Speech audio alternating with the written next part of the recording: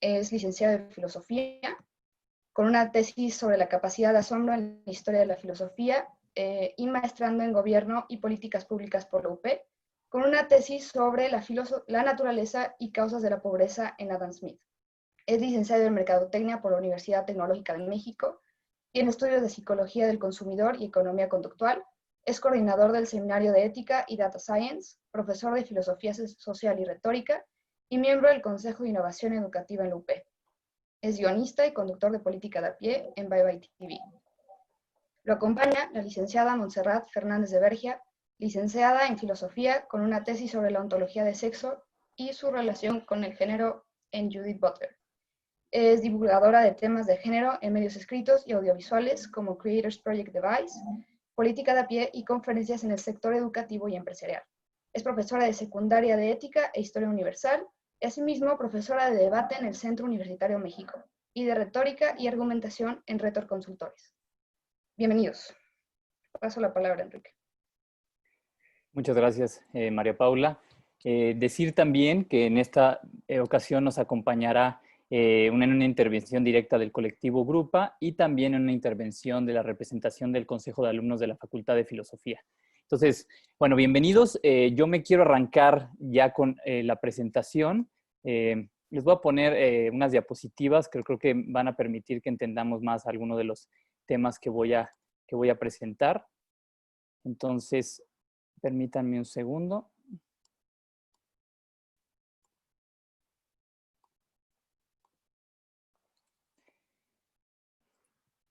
Muy bien. Entonces, me arranco. Este evento, Pornografía como Problema de Salud Pública, se dio por muchas razones y quiero platicar un poco de eso siendo organizador de Política de a Pie. Y una de ellas fue que se detonó a partir del conversatorio que tuvimos el 9 de marzo en la Universidad Panamericana. Pues un grupo de varones que convocaron los alumnos, los profesores simplemente, algunos nos pudimos unir, y era simplemente es preguntarse qué pueden hacer los varones frente a los índices de violencia sexual. Muchos intuyeron que había algo que ver con el consumo de pornografía. Y pues los datos también, los datos duros son muy claros, que el 70% del consumo de pornografía se hace por hombres y solo un 30% de mujeres. Entonces parece que aquí hay una de las raíces, esa es la hipótesis que queremos tratar, una de las raíces que puede entrelazarse a la violencia sexual. ¿Por qué no se discute normalmente sobre pornografía? Bueno, por muchas razones, pero sobre todo porque se ha limitado al ámbito moral, a las convicciones personales. Y sabemos que esto es muy difícil debatir y dialogar porque pues, esas son personales y muchas veces son difíciles de ponerlas en palabras y hacerlas razonables. Entonces, lo que hicimos en Política de a Pie, un grupo de filósofos con el apoyo de la Facultad de Filosofía, y por supuesto de Grupa y de los consejos de alumnos, es verlo como un problema de salud pública. Por eso invitamos primero al neurólogo, al doctor César Reynoso, el jefe de la Clínica del Neurodesarrollo del ABC, para que diera la visión neurológica del problema. Y también en la segunda sesión al doctor Emilio Maus, que él es fue director del programa contra la trata de personas de la CNDH. Entonces lo quisimos ver como un problema de salud pública y un problema de seguridad pública. Bueno, ¿cuáles son los principios? Ya que nos vamos a meter a discutir, pues hay que poner las cartas sobre la mesa. ¿Cuáles son los principios que tiene esta organización que se llama Política de a Pie? Es uno muy sencillo, discutir los motores o igual los principios que rigen la vida en comunidad. Entonces, si bien defendemos, vamos a llamarle así, principios liberales, inclusive tratamos de procurarlos y de promoverlos, por ejemplo, las libertades individuales y sobre todo en este tema, las libertades sexuales, el derecho a expresar nuestra sexualidad, el derecho incluso a ser excitados. Independientemente que defendemos el liberalismo, vamos a ver que el liberalismo ha tenido muchos reveses en los últimos años y ha mostrado que es incapaz de dar cuenta de la complejidad del ser humano. Entonces, lo primero con lo que quiero empezar es una breve reseña de lo que nos presentó el neurólogo César Reynoso, simplemente para dejar cosas sobre la mesa. Sabrán que tenemos ahorita en el tintero un artículo de divulgación con el profesor Reynoso, justamente para discutir el tema ya en otros medios impresos. Y esto lo que les quiero poner es solo un contraste y una pregunta que nos dejó el doctor César Reynoso sobre la mesa. Él nos platicaba que en la historia de la evolución humana y en la historia de la evolución del cerebro, pues habían pasado más de 4 millones de años en nuestro cerebro y nuestra afectividad había evolucionado.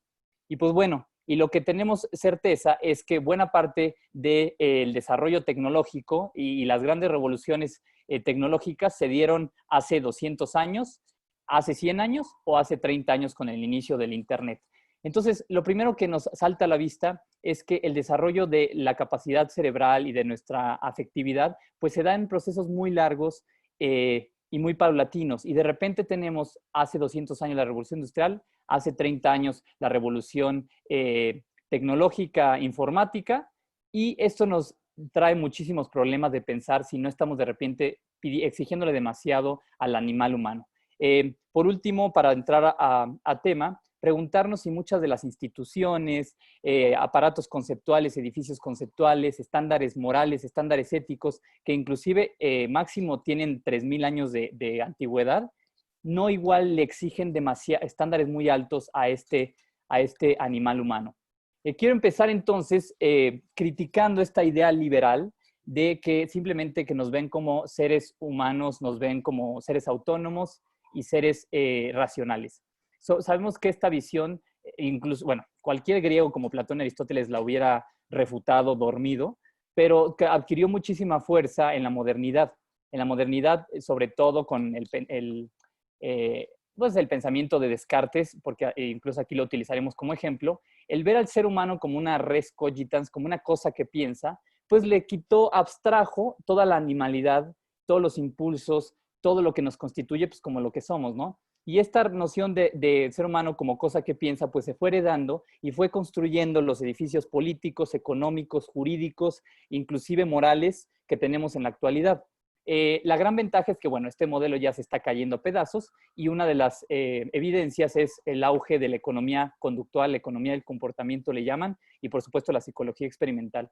Ellos, dicho rápidamente, lo que muestran es que buena parte de las decisiones que toman los seres humanos no son racionales. Si bien el paradigma racional decía que cuando un ser humano toma una decisión, calcula y maximiza sus beneficios y reduce sus costos. Pues sabemos que eso ojalá fuera el caso, pero lo que realmente pasa es que nos movemos por intuiciones, nos movemos por emociones, tomamos decisiones con el estómago y entonces eso nos hace y partir de un hecho que hay que repetir y que repetimos mucho en política de a pie, y es que los seres humanos en principio, primero que nada, somos unos animales mamíferos. Si no entendemos este principio, de repente o vamos a enredar toda la discusión o simplemente no vamos a entender nada, ¿no?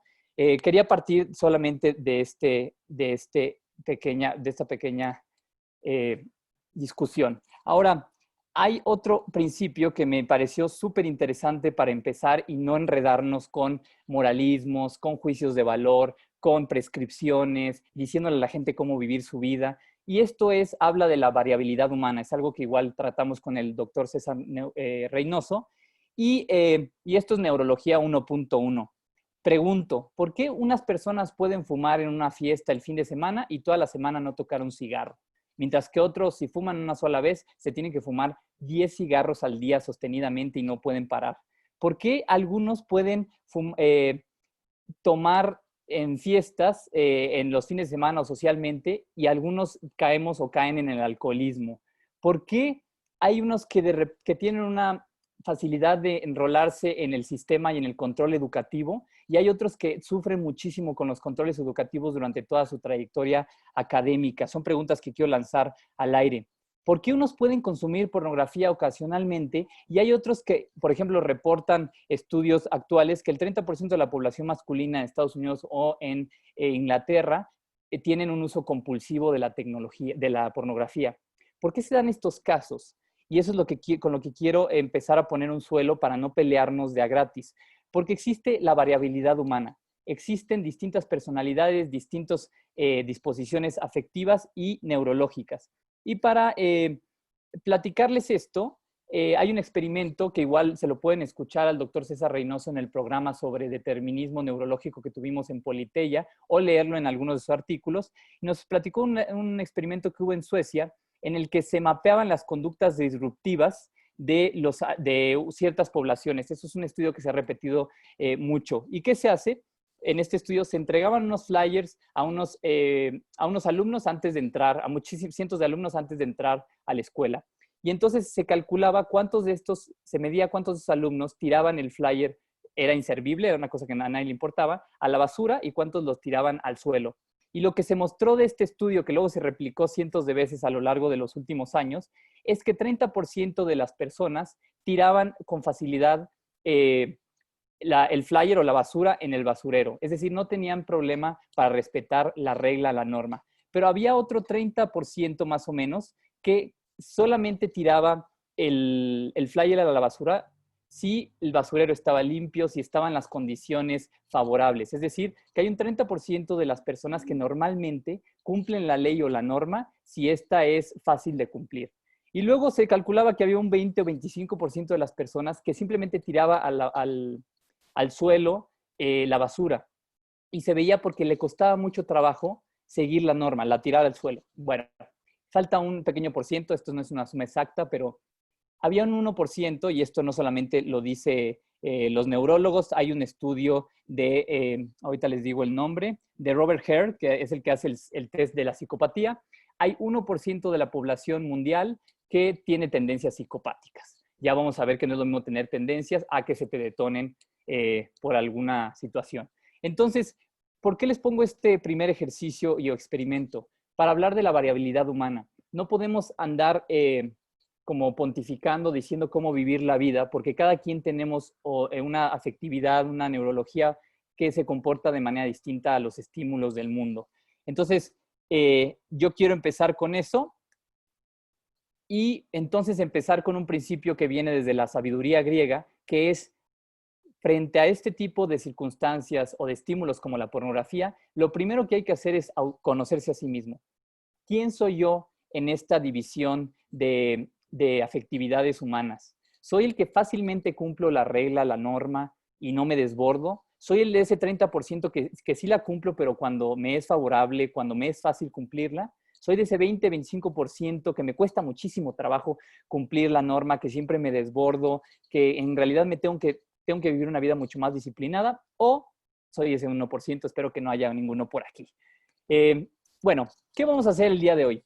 El día de hoy, a partir de este pequeño suelo que quise ponerles para no pelearnos de a gratis, es ver cómo la pornografía afecta en tres grandes principios que en política de a pie y en cualquier persona sensata reconoce que son principios que nos permiten convivir civilizadamente en sociedad. Uno es el principio del asombro, la capacidad de asombro, el otro es la capacidad de empatía y el otro es la capacidad de erotismo o de deseo.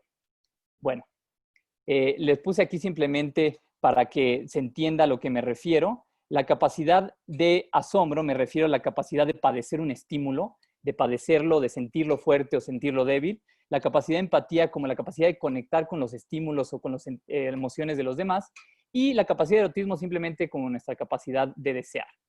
Empiezo con la capacidad de padecer los estímulos del mundo. Bueno, ¿por qué me interesó este tema? Ya lo leyeron un poco en la semblanza. Yo en filosofía hice mi tesis de licenciatura sobre qué fue lo que detonó la filosofía, no solamente en cada uno de nosotros que nos metimos a la filosofía, sino históricamente. Y eso lo reconoce desde Platón, Aristóteles, hasta toda la tradición de filósofos hasta el siglo XXI, que en general, porque por supuesto hay otros detonantes, en general la filosofía se detona por el asombro o la admiración. Y este es un término que es Thaumazein, bueno, no sé qué pronunciación griega tengan ustedes, o Thaumazein. Y este es el principio, ¿por qué? Porque era lo que el padecer el mundo y el que el mundo rompiera con nuestra visión regular, normal. Hay algo que salía, que saltaba, que rompía con la regularidad, entonces nos asombraba, nos movía a preguntarnos qué era eso que rompe con la normalidad. Y chistoso aquí que Platón rápidamente se diera cuenta que es un pathos, es decir, que es una pasión, ahorita, que es padecimiento. Ahorita voy a decir por qué. Y nada más les voy a poner el texto de Aristóteles. Esto es simplemente para que los filósofos que están ahí se regocijen un poco. Y es justamente que el Thapmatsein es, y dice Aristóteles, mediante el asombro o la admiración, el Thapmatsein, los hombres, tanto ahora como antes, comenzaron a filosofar. Al comienzo se asombraron, se maravillaron por las dificultades sencillas. Después avanzaron gradualmente, plantearon dificultades a problemas más graves, tales como los cambios de la luna, los del sol y las estrellas, y finalmente preguntas más amplias y más profundas como el origen del universo. Aquí Aristóteles nos está planteando cómo el asombro puede ser como algo tan tonto que de repente estés en la calle y pasa un güey desnudo corriendo, entonces te saca de la regularidad y dices, ¿qué es esto? O de repente que caiga un rayo y que te saque de la regularidad de lo que estás escuchando, hasta un asombro mucho más sofisticado que se empieza a preguntar por qué salió otra vez el sol hoy, o por qué hay cosas que permanecen si todo parece que cambia. Pues bueno, ese es el interés que a mí me movió, independientemente que también la mercadotecnia y la psicología me importaban.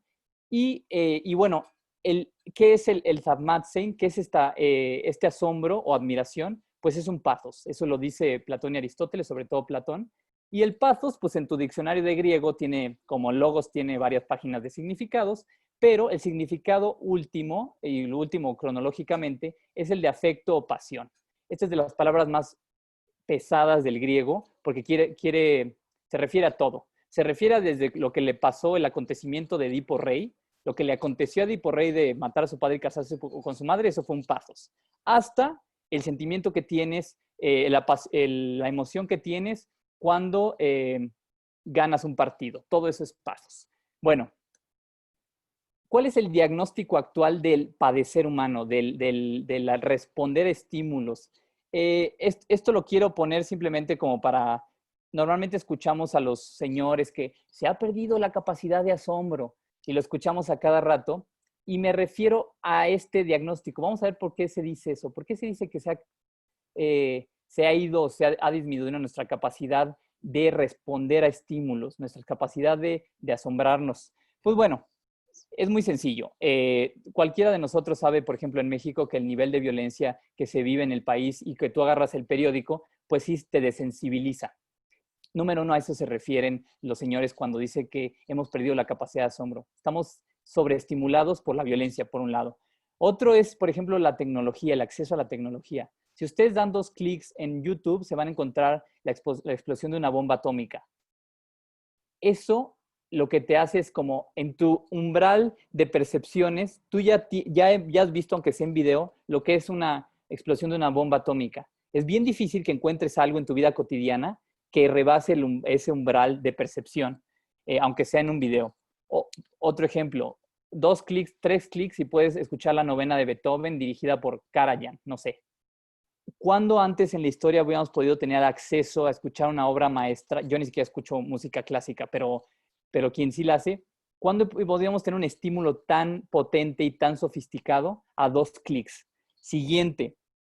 Pornhub reporta que tan solo en 2019 hubo casi 42,000 millones de visitas a su sitio. Esto significa que hay un promedio de 115,000 millones de visitas cada día. El consumo de porno supera la suma del consumo de Netflix, Amazon, Twitter y YouTube. Cuando hablamos de estos diagnósticos que se repiten mucho de la sociedad del consumo, etcétera, sí hay razones por las que el ser humano en el siglo XXI, como está hiperestimulado, su capacidad de asombro se va estrechando. ¿Por qué? Y por eso les propongo esta ley. Esta ley es la ley Weber-Fechner, es una ley psicológica, que es muy sencillo. Lo que explica es que hay una relación entre el estímulo y la sensación que se percibe. Y esta relación no es proporcional. En la medida, por eso el eje de el de la izquierda, la percepción de la intensidad, y el horizontal es el estímulo, la intensidad del estímulo. Pues bueno, en la medida en que aumenta el estímulo, la sensación comienza a ser menor. Entonces necesitamos estímulos más fuertes para lograr la misma sensación del principio. Aquí hay muchos ejemplos. Por ejemplo, los economistas ponen el ejemplo de cuando tienes mucha sed, ¿qué trago te beneficia o sientes que te beneficia más? ¿El primero o el trago número 14 que das a tu vaso de agua? Hay ejemplos así tan tontos, o ejemplos como cuando fumas.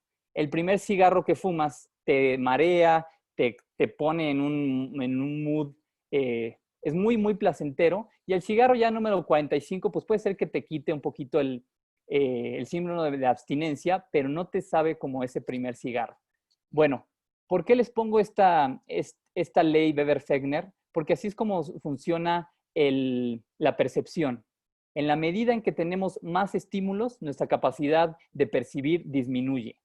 Y entonces por eso se explica que muchas de las propuestas desde los filósofos griegos es de la moderación, es incluso de ser muy austero con la percepción de estímulos, porque así lo que haces es no gastar tu capacidad de percibir. Bueno, entonces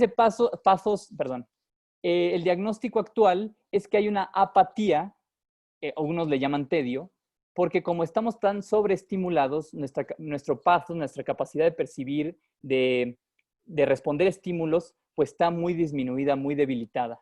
Y eso, el apathos en griego, apatía, es sin pathos, sin padecimiento. Otros le llaman tedio, e inclusive hay autores que lo ponen muy visceral, como los poetas malditos. El caso de Baudelaire es muy claro, como dice que el placer es como una naranja. Entonces, cuando la estás exprimiendo hasta la última gota, de repente ya la exprimes y ya no te da. Entonces, parte de la literatura ha nacido de este tedio, que cuando ya tu cuerpo no responde a los estímulos del mundo, pues sientes apatía que es brutalmente agresiva con nosotros, ¿no? Bueno, quiero mencionarlo porque cuando se habla de las sociedades del consumo, y perdón que mezcle estos temas, pero es importante para entender el suelo y el contexto en el que nos movemos, cuando Gilles Lipovetsky, Christopher Lasch y todos estos que hacen diagnósticos del siglo XXI se refieren a las sociedades de consumo, es porque, por supuesto, cuando tú tienes tu relación tóxica con Amazon, como el gran meme mostraba, mucho es porque tú necesitas ese extra de dopamina que no te lo da la vida diaria, ese extra de padecer, de sentir algo. Entonces, a la hora de pedir tu nueva, no sé, la Thermomix o lo que sea, necesitas cada rato, perdón, soy un señor, necesitas a cada rato estos estímulos que ya no te da la vida cotidiana, ¿no? Por eso recomendaban, otra vez, los epicúreos, que hiciéramos un cálculo de placeres muy sofisticado.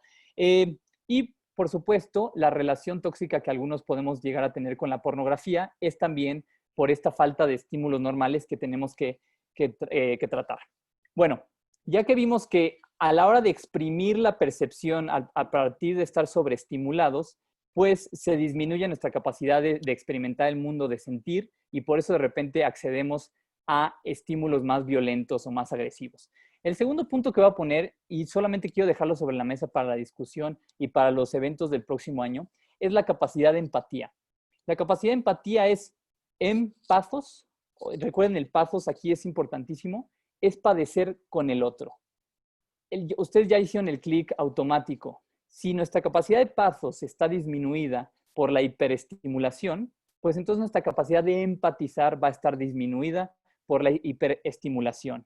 Entonces, yo lo quiero poner con dos ejemplos muy sencillos para que ustedes simplemente lo mastiquen en su proceso de autoconocimiento.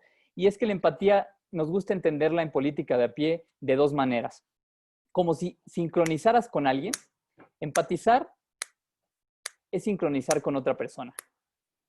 Es entender los ritmos de otra persona y saber si yo soy capaz de entrar en esos ritmos o no. Entonces, yo les pongo el ejemplo. Cuando uno está sobreestimulado, ya sea, por ejemplo, que llega la persona que te gusta o la persona que deseas, es normal que el cuerpo, que tu ritmo se acelere. Inclusive lo sientes en el corazón. Bueno, la empatía es esa capacidad de poder subirte y entrar al ritmo de la otra persona. Y lo que les quiero preguntar para que cada quien hagamos el examen de nosotros es, ¿somos capaces, cuando estamos con una persona, de adaptarnos a su ritmo? O, por un lado, ¿le exigimos a que se suba a nuestro ritmo y se acelere? ¿O estamos tan drenados de energía que no somos capaces de ponernos al ritmo de la otra persona? Entonces, esto es muy físico. Esto es algo de que tengamos o la energía de ponernos al ritmo de la otra persona o la capacidad de respirar hondo y de tranquilizarnos para que la otra persona no sienta que la estamos atropellando. Les pongo este ejemplo porque rápidamente esto es un ejemplo de que se puede dar en el acoso sexual. Cuando tú no puedes detener tu ritmo, lo que va a sentir la otra persona es que estás intenseando y en un caso más cercano puedes sentir una agresión sexual, que a veces no es depredación, no es maldad, es simplemente falta de inteligencia emocional. Y la otra es la entonación. Nos gusta ver, la empatía es entonar con otra persona. Es, si tú escuchas sientes que la otra persona está triste, tener esa capacidad de tener ese reflejo y sentir esa tristeza en ti. Si sientes que la otra persona está alegre, tener esa capacidad de sentir esa alegría. ¿Cuál es el problema aquí, por ejemplo, con la pornografía? Que la pornografía es muy abstracta. Te muestra una gama de sentimientos mínima. Será alegría, excitación. Piensen ustedes cuánta gama de emociones te da la pornografía. Alguien que tiene un consumo compulsivo de pornografía, pues también se va a acostumbrar a una gama de emociones muy cortita y que le va a ser muy difícil empatizar con las emociones humanas. Bueno, me voy a ir con el erotismo, ya para ir cerrando. El erotismo lo vamos a ver como el deseo humano. Y el deseo es, y ahí lo quiero que lo veamos así, es el motor que nos mueve a actuar. Hay dos deseos humanos fundamentales. Uno es la necesidad del hambre, la resolución de las necesidades básicas. Ese es el primer motor. Y luego ya que tienes las necesidades básicas, hay un segundo motor que es el deseo. Hago esta distinción, es súper problemática en psicología, pero en mercadotecnia nos funciona para saber que cuando dicen que el mercadólogo crea necesidades es un error. El mercadólogo no crea nuevas necesidades como comer, ir al baño o dormir. Lo que sí crea es deseos. Es que necesites el iPhone 9, que necesites esa Thermomix o lo que sea que necesites, ¿no? Entonces, el erotismo es esa capacidad de que, dadas ya las necesidades resueltas, tú puedas tener un motor extra. El animal humano es interesantísimo porque tiene este motor que no estamos seguros que lo tengan otros animales. Entonces, la relación, bueno, quiero adelantarme para no detenerme mucho en esto. Quiero hablar de deseo y cosificación. ¿Cómo afecta, y esa es mi pregunta, para el deseo, para este motor humano que nos mueve, nos hace levantarnos de la cama, nos hace esforzarnos para cambiar nuestros hábitos, ¿cómo afecta al deseo humano el consumo compulsivo de pornografía? Esto quiero preguntarlo. Pues bueno, hay un estudio que hace el psicólogo experimental de Yale, Paul Bloom, que le pone a varios, bueno, en muchos estudios él tiene, pero les recomiendo mucho este curso abierto ahorita que tiene Coursera de Yale, que se llama Everyday Moralities. Lo que hace es, a partir de muchos estudios, empieza a percibir o a medir cómo reacciona la gente frente a personas que presentan su cara y personas que presentan con cuerpo entero desnudo. Y les voy a pasar nada más una parte para que lo leamos.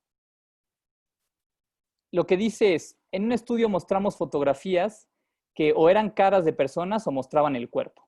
Resulta que cuando ves el cuerpo de alguien, tienes dos pensamientos. Uno, de hecho te interesa más esa persona, la ves más vulnerable al dolor y te preocupas más por ella. Y número dos, está aquí abajo, también tiendes a negarle agencia moral.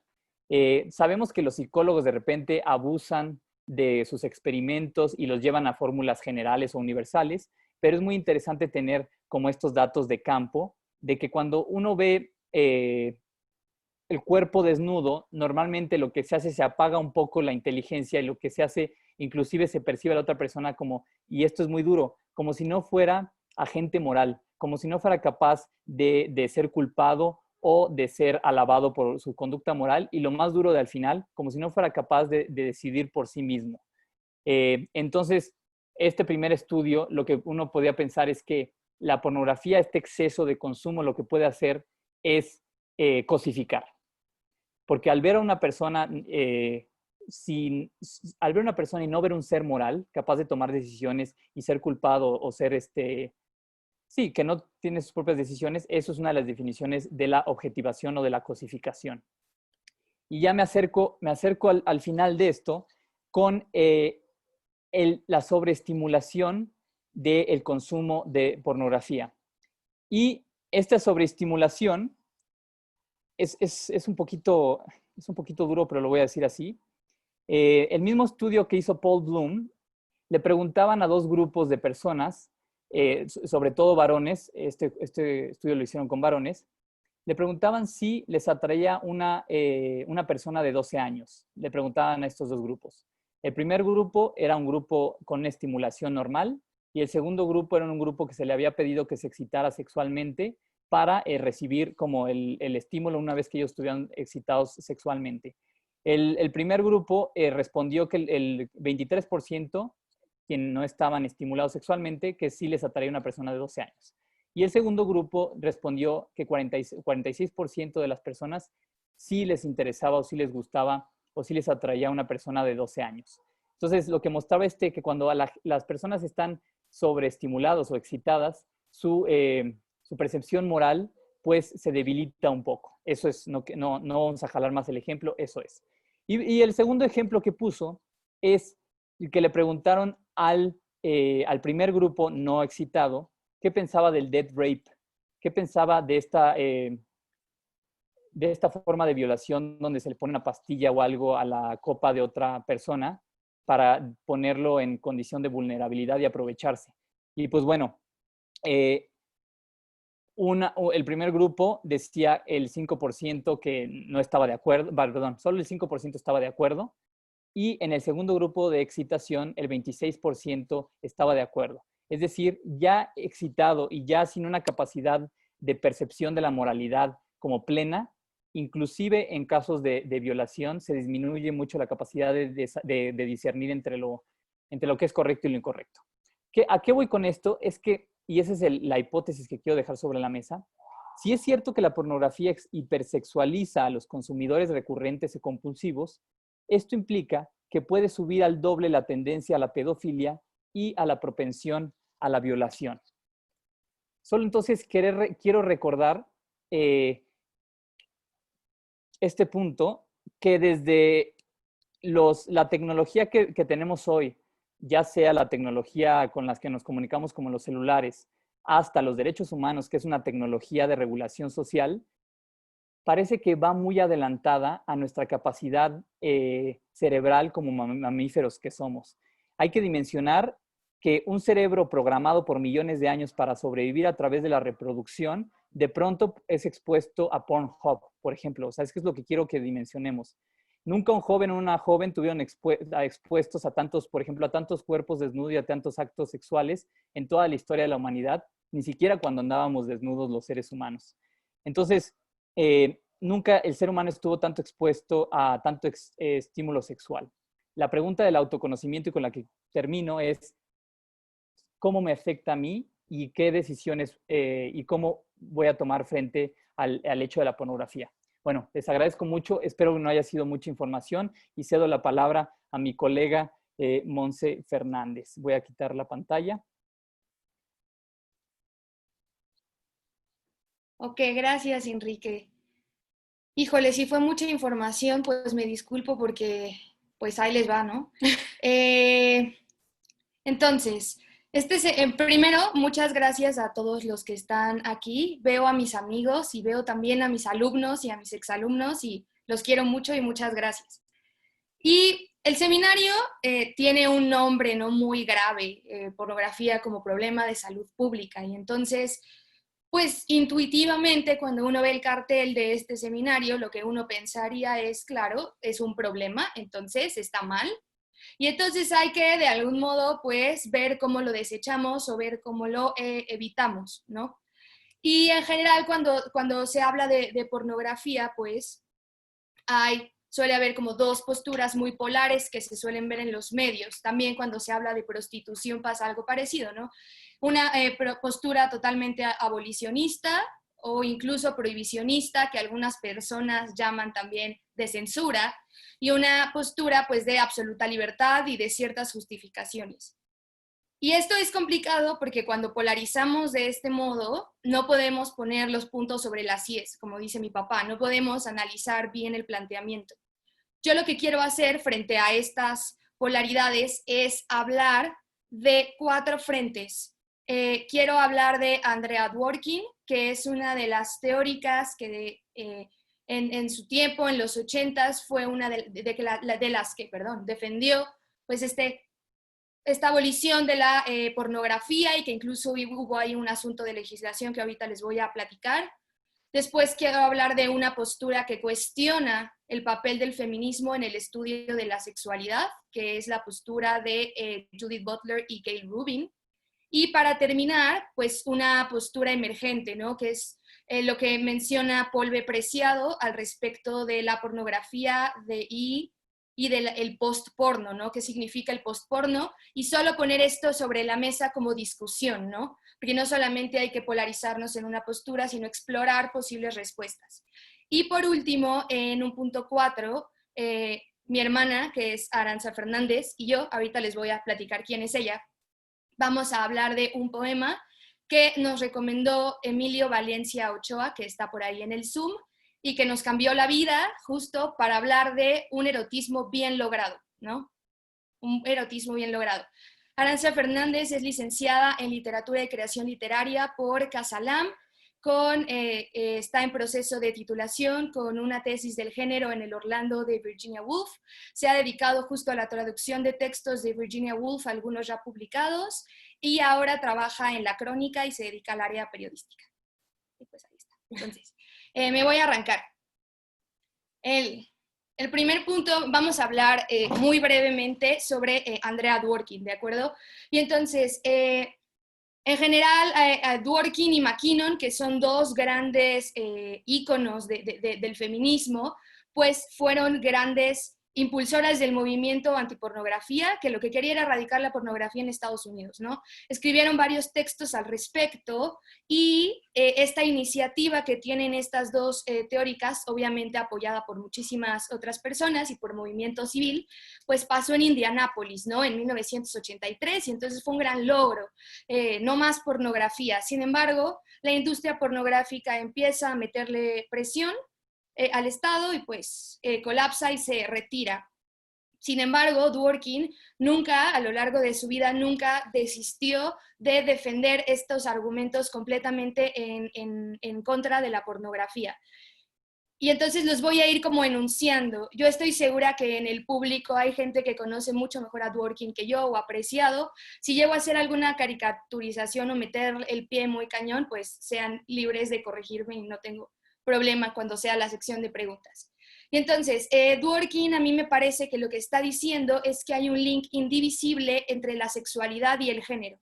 A saber, que la sexualidad y el género están íntimamente relacionados, porque lo que parece estar diciendo, lo que interpreto que está diciendo Dworkin, es que los roles sexuales de dominación y de sumisión de la heteronorma, de la heterosexualidad, son los que conforman lo que socialmente se espera por un hombre y por una mujer, es decir, el género.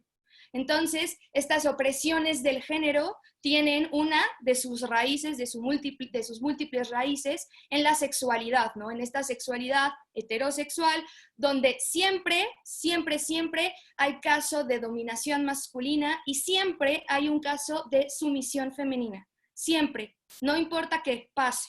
Es muy, por ejemplo, llamativo que cuando a Dworkin le preguntan, bueno, tú estás diciendo eso, pero ¿qué pasa con la pornografía o con todo este asunto sadomasoquista donde es la mujer, la sádica, la que castiga al varón, ¿no?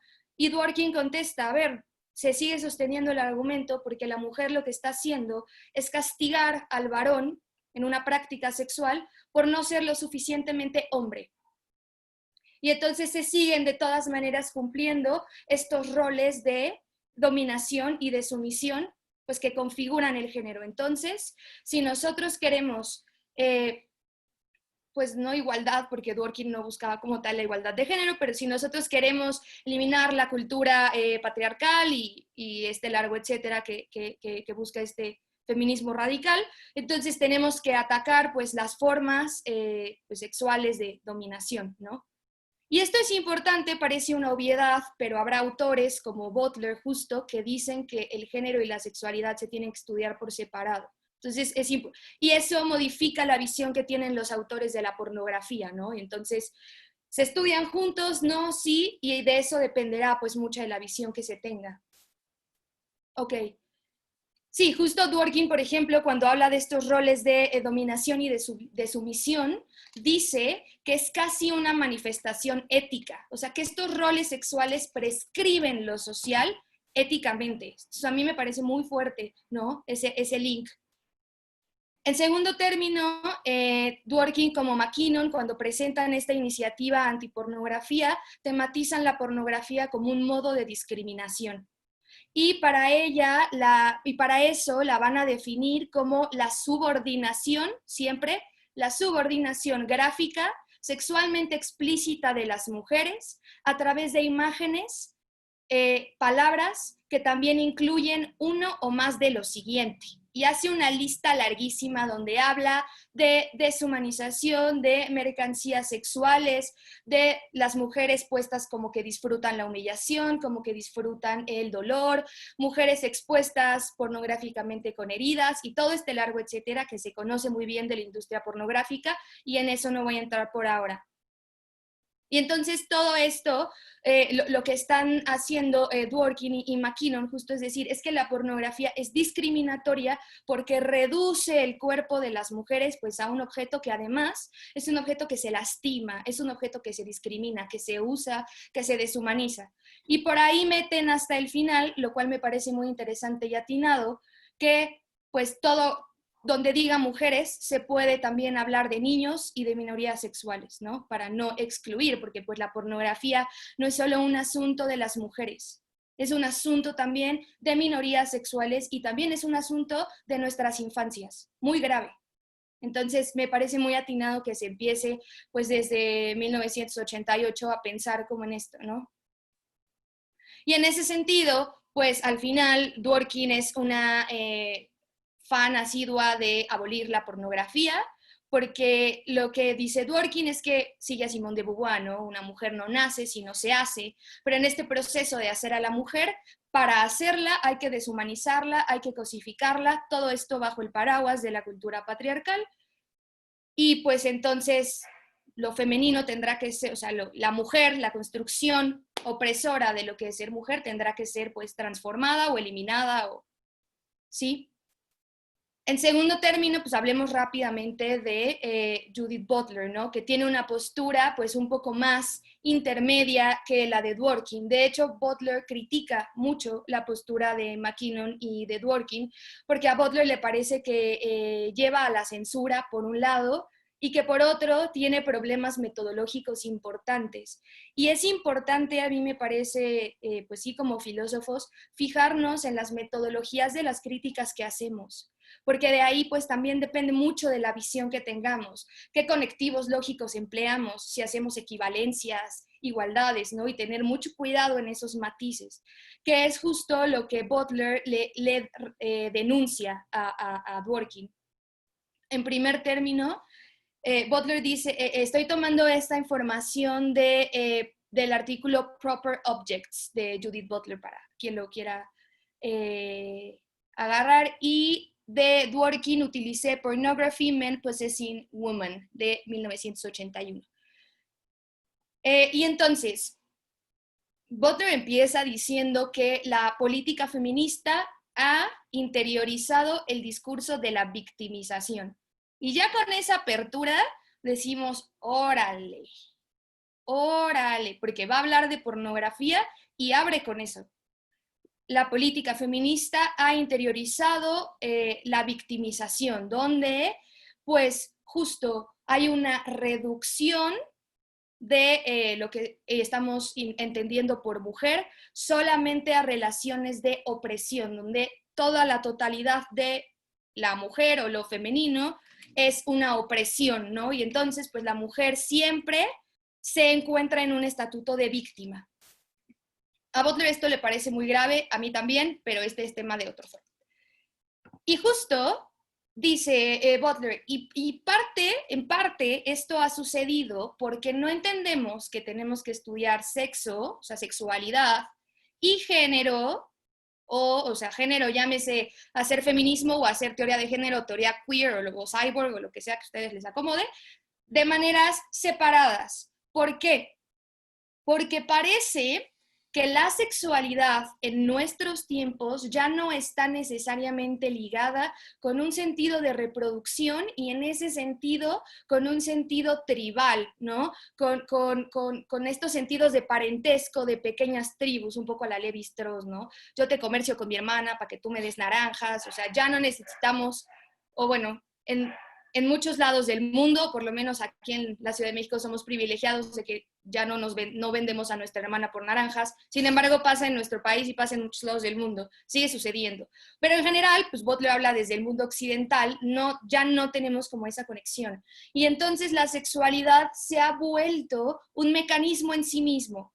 Se ha vuelto una serie de significaciones, de usos corporales, de usos sociales, publicitarios, económicos, etcétera, etcétera, etcétera, que merecen su estudio independiente del feminismo o de las teorías de género, porque además lo que se ha visto es que cuando yo estudio solamente con el scope del feminismo la sexualidad, tiendo a reducir las experiencias sexuales o a la heterosexualidad o a las experiencias lésbicas, ¿de acuerdo? Y entonces, ¿qué pasa con otras minorías sexuales? ¿Qué pasa, por ejemplo, con la gente con discapacidad?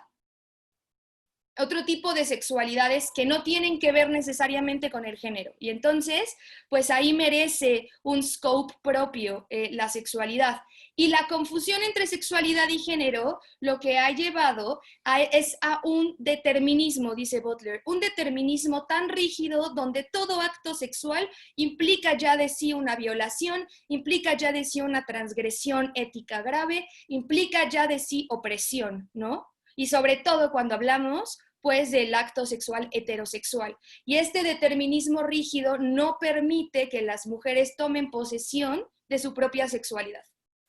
Y las minorías sexuales, o sea, hablemos de la comunidad LGBT+, hablemos de la gente con discapacidad, hablemos, ¿sí?, de otro tipo de sexualidades que no necesariamente tienen que ver con el género.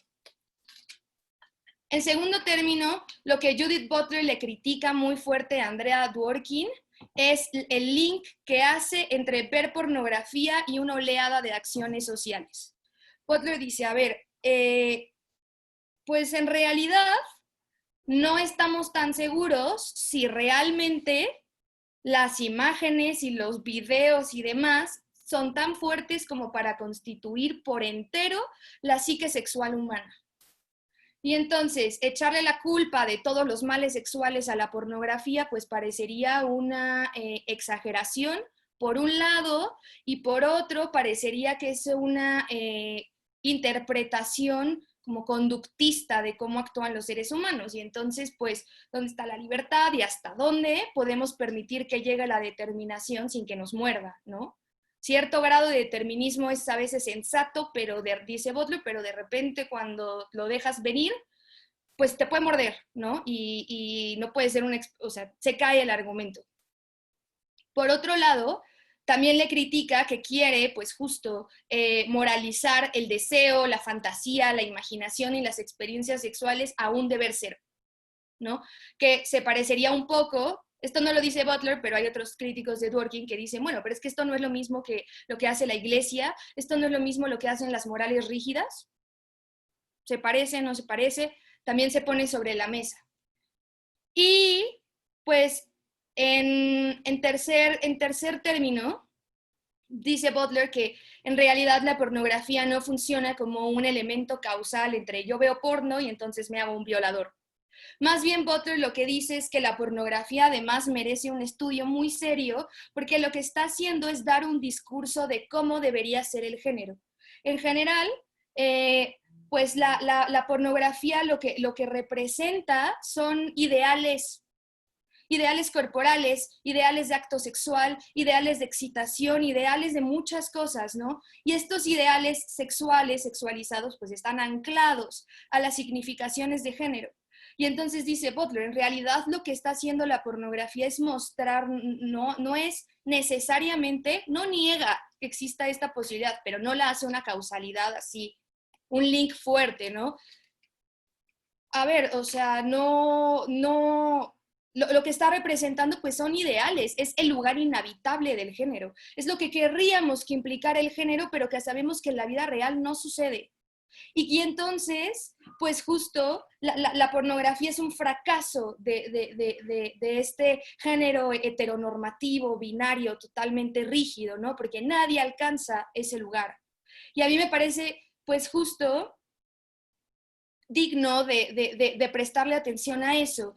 ¿Qué discurso está dando la pornografía más allá del discurso de violencia, ¿no? Porque lo que está haciendo la pornografía es, pues, escenificar las relaciones de poder que hay, de hecho, en la sexualidad, porque pues no solamente hay pornografía heterosexual, ¿de acuerdo? Y entonces las relaciones de poder que hay en la sexualidad. Pero dice Butler, ¿todas las relaciones de poder que hay en la sexualidad son indeseables? O sea, entiendo que la pornografía actual es una porquería, pero realmente, ¿todas las relaciones de poder en la sexualidad son indeseables? ¿Realmente todas son moralmente reprobables? ¿Realmente todas llevan a ciertas consecuencias? Y por último, antes de pasar ya al poema, que es creo que lo mejor que preparamos, vamos a hablar un poquito de Polve Preciado. Esto lo saqué de una entrevista que le hacen en 2005. Si alguien la quiere, puede escribirle a Enrique, les mando el link. A ver, Polve Preciado básicamente va a definir a la pornografía como una técnica productora de placer. Dice, a ver, es muy curioso que la pornografía además va a la vanguardia con la tecnología. O sea, es uno de los primeros business que avance tecnológico, boom, así, el porno a la vanguardia, ¿no? ¿Por qué? Porque pues es una técnica productora, o sea, su responsabilidad pues es producir este placer. Y dice Preciado, en realidad no hay nada de malo con eso, ¿no? Ya de inicio es un planteamiento un poco fuerte. Dice, el problema es dos cosas. Uno, que falta un discurso crítico, porque nos persinamos y lloramos y no, la violencia es horrible y ya. Y ese es todo el discurso crítico de la pornografía y no estamos viendo realmente qué es lo que nos quiere decir, además de todo este fenómeno de violencia, ¿qué más hay? ¿No? Por un lado. Y por otro, dice Pueblo Preciado, el porno justo va a la vanguardia de esta tecnología y es una producción tan eficiente, porque además, pues justo habla del autoerotismo, ¿no? De acuerdo, de la masturbación. Y entonces, esa experiencia sexual de intimidad que cada vez está cobrando más fuerza, ¿no? Y entonces, pues esta producción de placer, además es una producción de placer para el individuo, que no necesariamente se comparte con alguien más. Y entonces el problema aquí es, dice Preciado, pues no es que sea una industria, vaya, el problema aquí es quién es el objeto de la pornografía, ¿no? Porque históricamente la pornografía ha excluido a las mujeres, pero también a las minorías. Pensemos en las personas racializadas, pensemos en justo personas con discapacidad o todas estas cosas muy extrañas que hay en Pornhub, que hay, en fin. Sí, los ha excluido como sujetos del placer. Ellos, o el placer que sienten ellos, no es lo relevante aquí. Más bien, son un objeto de representación producido para darle placer a un tipo de público específico. Y dice Preciado, de principio es el hombre heterosexual y en segundo término, pues el hombre homosexual, ¿no? Y todas estas personas entonces son utilizadas, cosificadas, ahí sí, para darle placer a una audiencia muy específica. Sin embargo, dice Preciado, ¿qué pasaría si estas poblaciones, las mujeres y las minorías, etcétera, estas poblaciones que son cosificadas, tomaran el control de la pornografía? ¿Qué pasaría? Porque si el problema es que las minorías y demás están fetichizadas, pues ¿qué pasaría si estas minorías fetichizadas se apropian del fetiche, lo desarman, lo desmembran y expresan, de hecho, a través de material audiovisual, su sexualidad, sin prescribirse a justo esta producción de violencia heteronormativa? Es la pregunta que lanza Paul B. Preciado, porque además dice, bueno, es que esta producción de placer, pues sí configura en cierta medida el placer, o sea, lo que nos produce placer, lo que nos excita, pues sí, lo que nos atrae. Y dice Preciado, bueno, es que no sé si están ustedes contentos con la pornografía que tienen varones, porque pues es una basura, pudiendo hacer algo que no fetichice y violente a las personas y que de hecho contribuya a una sana expresión de la sexualidad y libertad de expresión y un largo etcétera, justo dejando que cada sector, que cada individuo pues exprese su sexualidad sin prescribirse a estas normas pues de la pornografía usual. Y en ese sentido, quiero hablarles brevemente del post-porno, ¿no? Que es un movimiento que también empieza finales del siglo pasado, sobre todo en Estados Unidos y en España, y lo que busca el post-porno es esto, ¿no? Darle la batuta de lo que se considera pornografía, de lo que se considera deseable, abrir el discurso erótico, y lo pongo entre comillas porque pues eso, que sea erótico, ¿no? Eso ya hablaremos después, pero abrir el discurso pornoerótico a otro tipo de poblaciones, donde las productoras no contratan a los actores, sino son los actores los que deciden participar, donde no se elaboran los guiones, pues sí, ni se editan las películas o lo que sea, ni se editan en un sótano horrible ilegalmente, sino que las ideas del post-porno salen justo de coloquios universitarios. En realidad, este tipo de materiales se suele mover en ámbitos universitarios. Y aquí no hay no se fijan tanto en si tienes un cuerpo perfecto o no, sino que el material que tú estés haciendo muestre una sexualidad libre, que pues sí, libre de prejuicios, libre de tabúes y libre de fetichizaciones hacia el mundo, ¿no?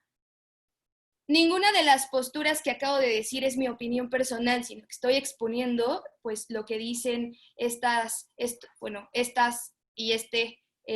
pensadores. Y pues todo esto está a discusión, justo lo aviento porque son posturas un poco distintas de la usual y de la que además veníamos manejando en el seminario para discutirlas. Y entonces ahora vamos a pasar a lo bueno. Gus Pacheco, ¿nos podrías echar el poema, por favor?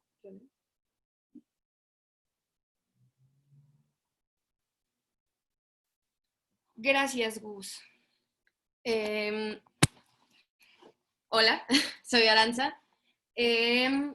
Gloria Gervitz, muchas gracias Emilio por enseñarnos a esta gran poeta. Solo leí un poco de su vida.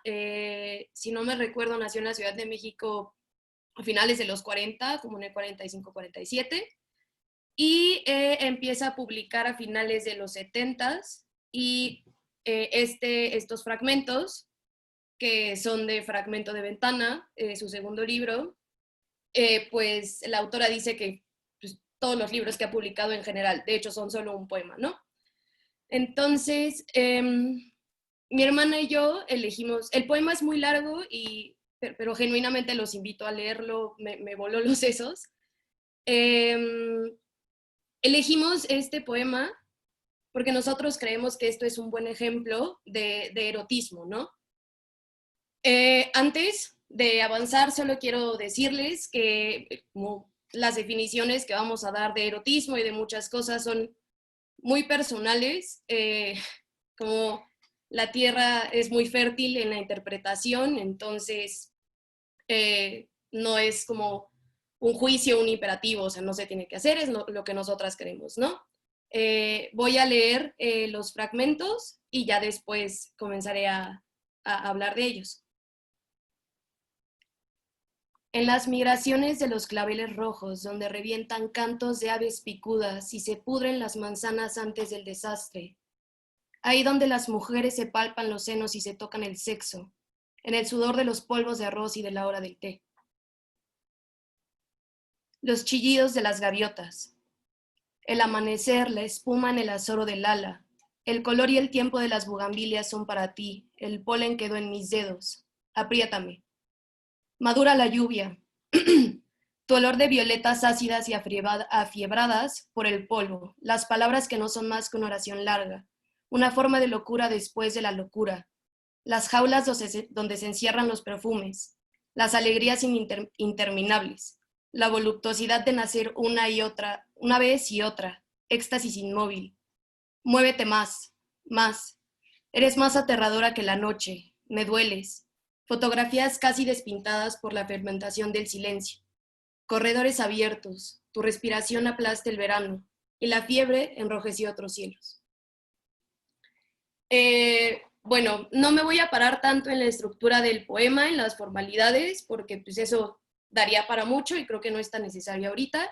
La única cosa de la forma que me interesa recalcar es el ritmo, la estructura del poema. Los versos son largos, combinados con versos de una sola palabra o dos, y hay muy pocos signos gramaticales. En general, aquí la poeta no nos da, o sea, no le da al lector como una guía tan buena, tan precisa de cómo se tendría que leer el poema. Y lo interesante de estos versos largos, combinados con versos cortos y pocas puntuaciones, es que asemeja mucho en la manera de leerse al jadeo. La cadencia es muy rápida entre los versos, no vas parando hasta que a la mitad de un verso al fin ya tienes un punto final. Entonces es como las olas, ¿no? El poema habla mucho de la memoria, y la memoria se fragmenta, pues, precisamente el fragmento de la ventana. Entonces se siente como si los versos solo llegaran uno a otro de muchos lados como olas, y como que uno está como perdiendo la respiración, como que va muy rápido y después para y regresa de nuevo. Que para mí también se puede asemejar mucho a la respiración jadeante de pues, cuando se está teniendo sexo, ¿no? Entonces ya, eso de la forma es lo primero que quería hablar. Y de lo segundo, de lo que quiero hablar es cómo se conforma el yo poético en este texto, cómo van llegando como los recuerdos, los instantes, las acciones al yo poético. No sabemos, no tiene ninguna como línea temporal, o sea, no es una línea que se esté, o sea, no hay una historia que se esté narrando, solo son como instantes rápidos. Y aquí lo interesante es que muchas veces en la carrera nos preguntaban, ¿cuál es la diferencia entre literatura erótica y la pornografía, la literatura pornográfica? Y una respuesta que fue muy constante es que el erotismo está anclado a una persona, a un cuerpo, que justo como mencionaba Siqueiros, ¿no? El pathos, padece el mundo, tiene necesidades y quiere cosas y tiene sueños, y esto le gusta y se conoce y no se conoce y muchas otras cosas. Y la pornografía se enfoca a la genitalidad, al acto sexual y al orgasmo, ¿no? Entonces, lo increíble, lo erótico para mí en este poema es que no es solo es erótico, es como un punto de fuga, es un caleidoscopio. Y, por ejemplo, en las migraciones de los claveles rojos, donde revientan cantos de aves picudas, mi hermana y yo interpretamos que bien podría estar aquí hablando la autora de sus antepasados, de las mujeres de su familia que emigraron de Rusia y llegaron ya después a México. Y después, en los siguientes versos, hay imperativos, ¿no? Que es obvio que es hacia lo sexual, ¿no? Apriétame, muévete más, más. No sabemos quién lo está diciendo, a quién se está diciendo, en qué momento, por qué,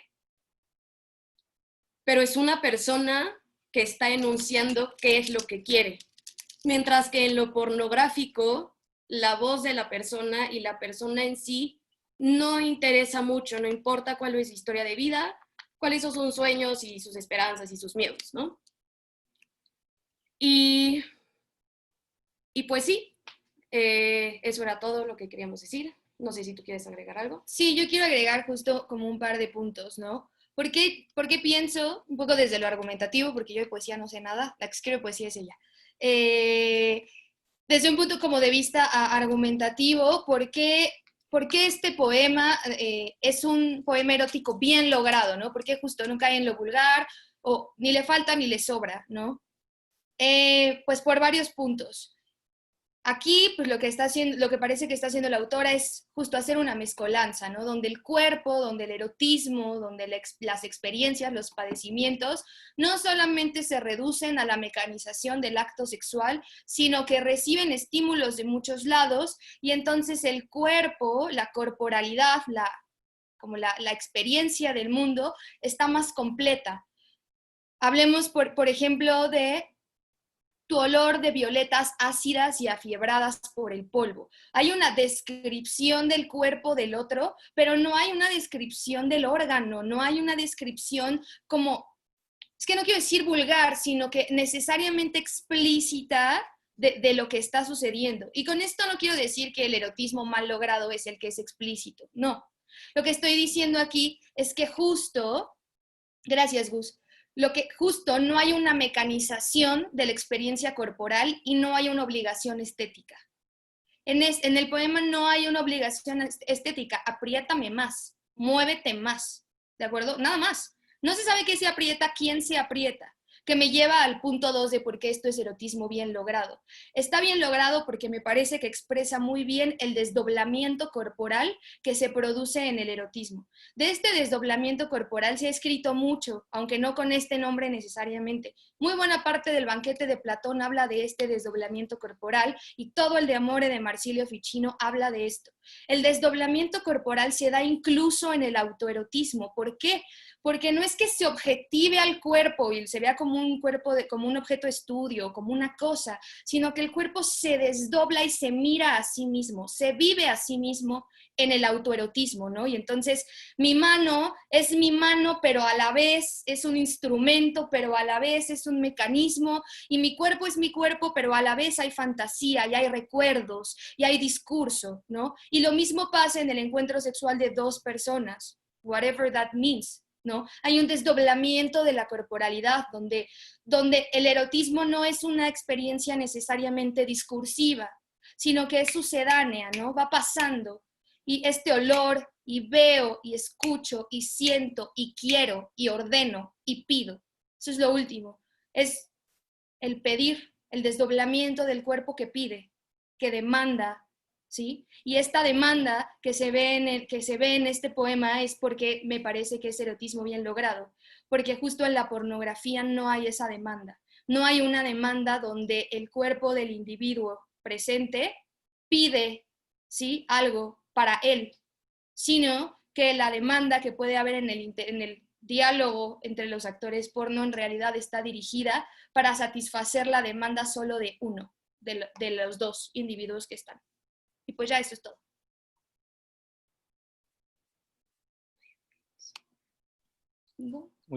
Muchas gracias, Monse y Aranza. Creo que es como la perspectiva que faltaba para darle, bueno, faltan más perspectivas, pero al menos para dar contrapeso a mi moralismo atroz. Ahorita tenemos la participación, bueno, gracias Monse y Aranza, tenemos la participación del colectivo Grupa.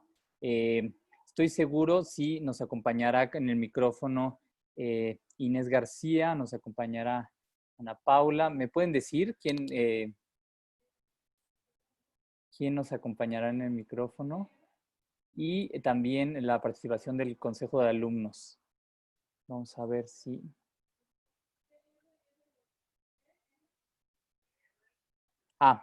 Paula Audelo. ¿Nos ayudas, Gustavo?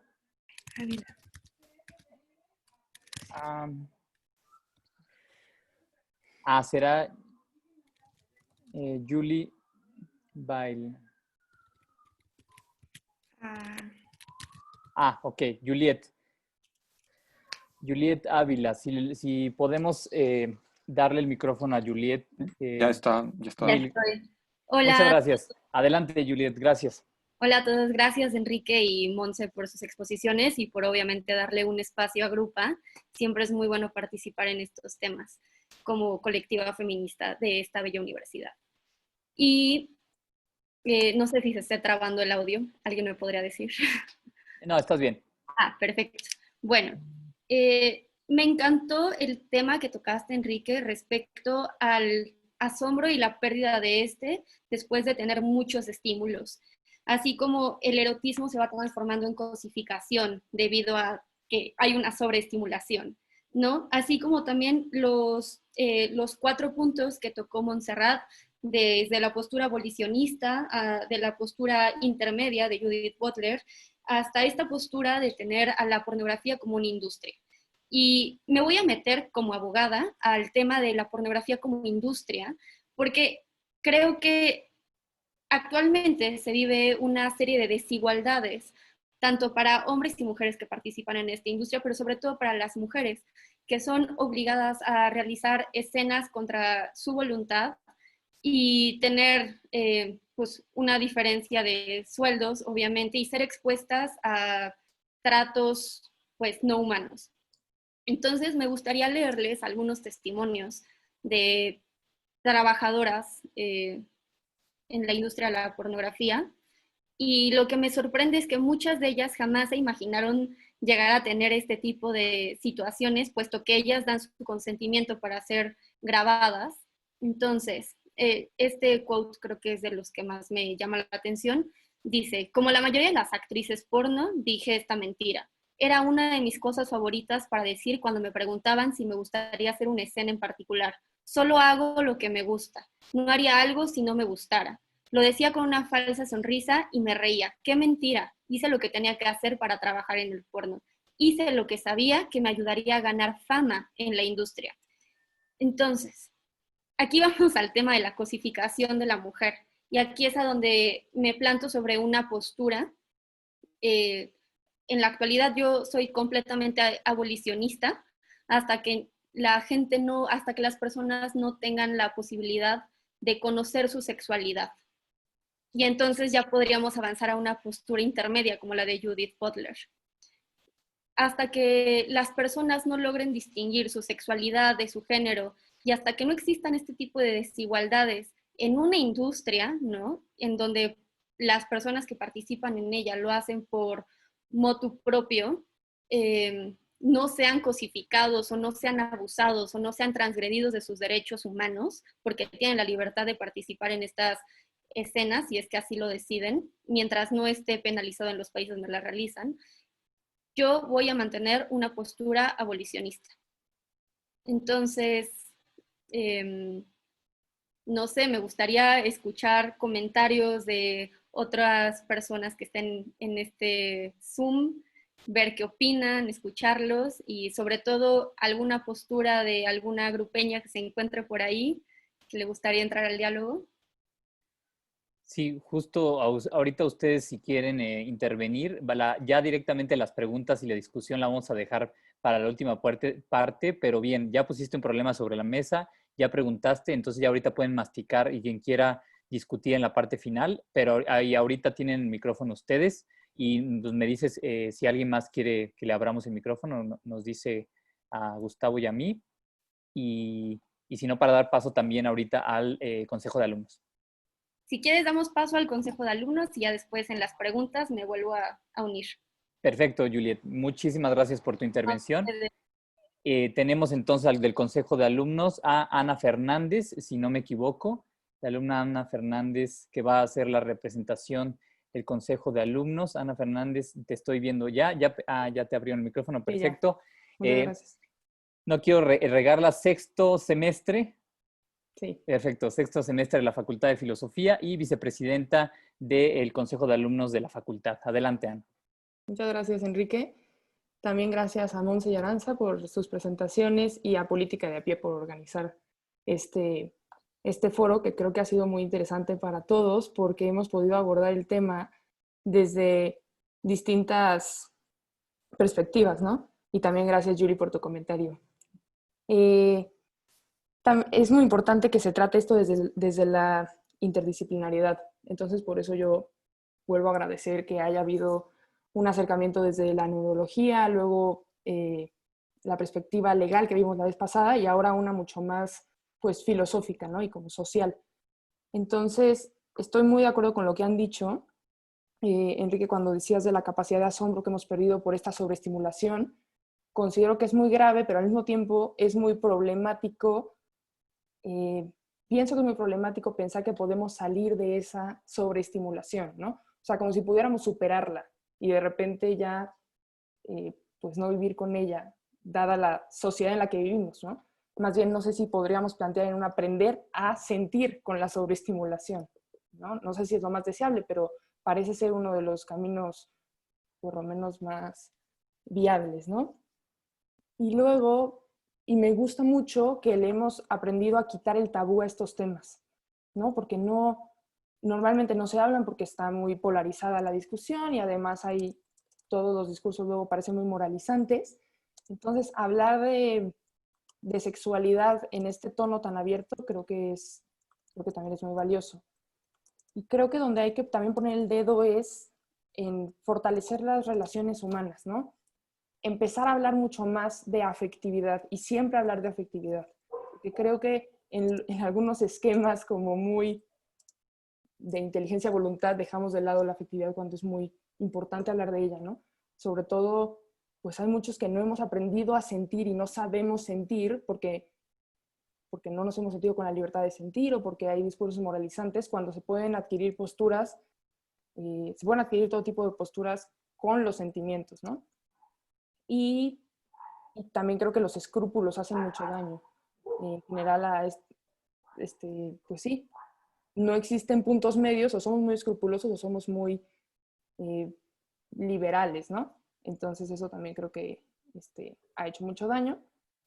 Y ya, o sea, yo invito a seguir reflexionando estos temas. Ojalá este seminario pueda seguir el siguiente semestre y otros para pensarlo más, hacer más divulgación al respecto. Y no sé si ahora hago las preguntas o me espero un poco. Sí, sí, si quieres, ahorita ya es momento de preguntas, entonces si tú quieres abrir, ya hay una fila de preguntas, entonces adelante. Pues sobre todo a ti, Enrique, porque presentaste esta parte, cómo fortalecer esa capacidad de asombro, sobre todo para luego poder empatizar, ¿no? Porque si la sexualidad normalmente luego busca un acercamiento con otro, cómo fortalecer eso para así fortalecer relaciones humanas que en serio valgan más la pena. Y luego para Monse, o sea, si se puede encontrar un punto medio entre el abolicionismo y esta postura completamente liberal, o es necesaria la abolición para que deje de haber conductas de violencia, y si el erotismo bien logrado no puede también ser tomado por un observante o por un observador o por un lector como pornografía para luego ser violento. O sea, si el erotismo bien logrado es una solución a las conductas de violencia patriarcal, ¿no? Y pues muchas gracias por dejarme participar. Muchas gracias, Ana. Pues entonces, pues vamos contestando. Ya están entonces la fila de preguntas. Intentaremos ser muy breves para que haya el máximo de discusión posible, una discusión en la medida de lo posible horizontal. Y Monse dice Diana Sosaya, hola Diana, que también te detengas un poquito en que es abolicionista. Entonces yo contesto rápidamente a Ana.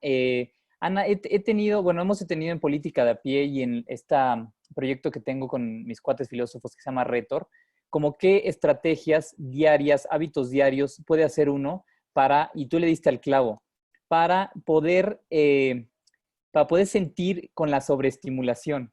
O sea, es un hecho del mundo inevitable y eso siempre hay que hacer la distinción para no volvernos locos. Está lo que nosotros queremos, lo que nosotros deseamos, la norma, el ideal, y está la realidad. Entonces, ¿qué podemos hacer dada esta realidad de hiperestimulación, no solamente en el consumo de pornografía, no solamente en la hipersexualización de todos lados del cine, de si tengo que aventarme Game of Thrones y aventarme todas las escenas sexuales que dices, güey, o sea, algunas son gratuitas, no quiero decir que todas. Que por supuesto, en los medios de comunicación, cuando abro mi Instagram, cuando abro mi Twitter, bueno, Y además le sumo la sobreestimulación cuando vivimos, por ejemplo, los que vivimos en la Ciudad de México, la sobreestimulación a la velocidad de esta ciudad, a los 20 millones de habitantes que hay a las 2 de la tarde y que tenemos que convivir con todos, a la contaminación que la verdad es que no nos permite como que estar en un momento como de relajación, sino que siempre estamos con la guardia alta, a el tráfico, a bla, bla, bla, bla. Bueno, ¿qué es lo que nosotros recomendamos para poder, como dices tú, sentir, dado el hecho inevitable de la sobreestimulación?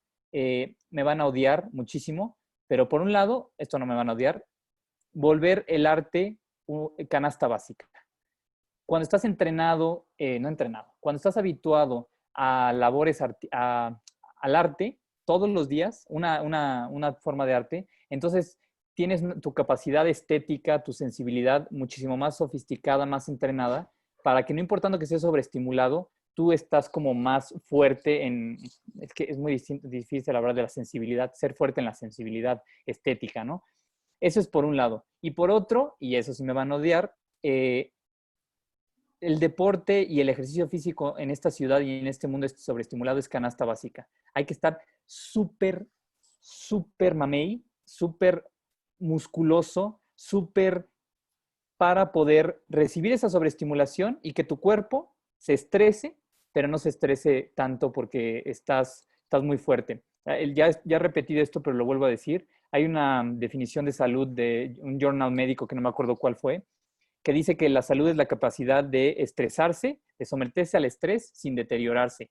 Pues bueno, justamente cuando estás muy fuerte, viene toda esta sobreestimulación y aún así te queda un margen, un rango para sentir con el otro, para poder adaptarte a la sensibilidad del otro, para ver matices, para oler olores, para escuchar sonidos más allá.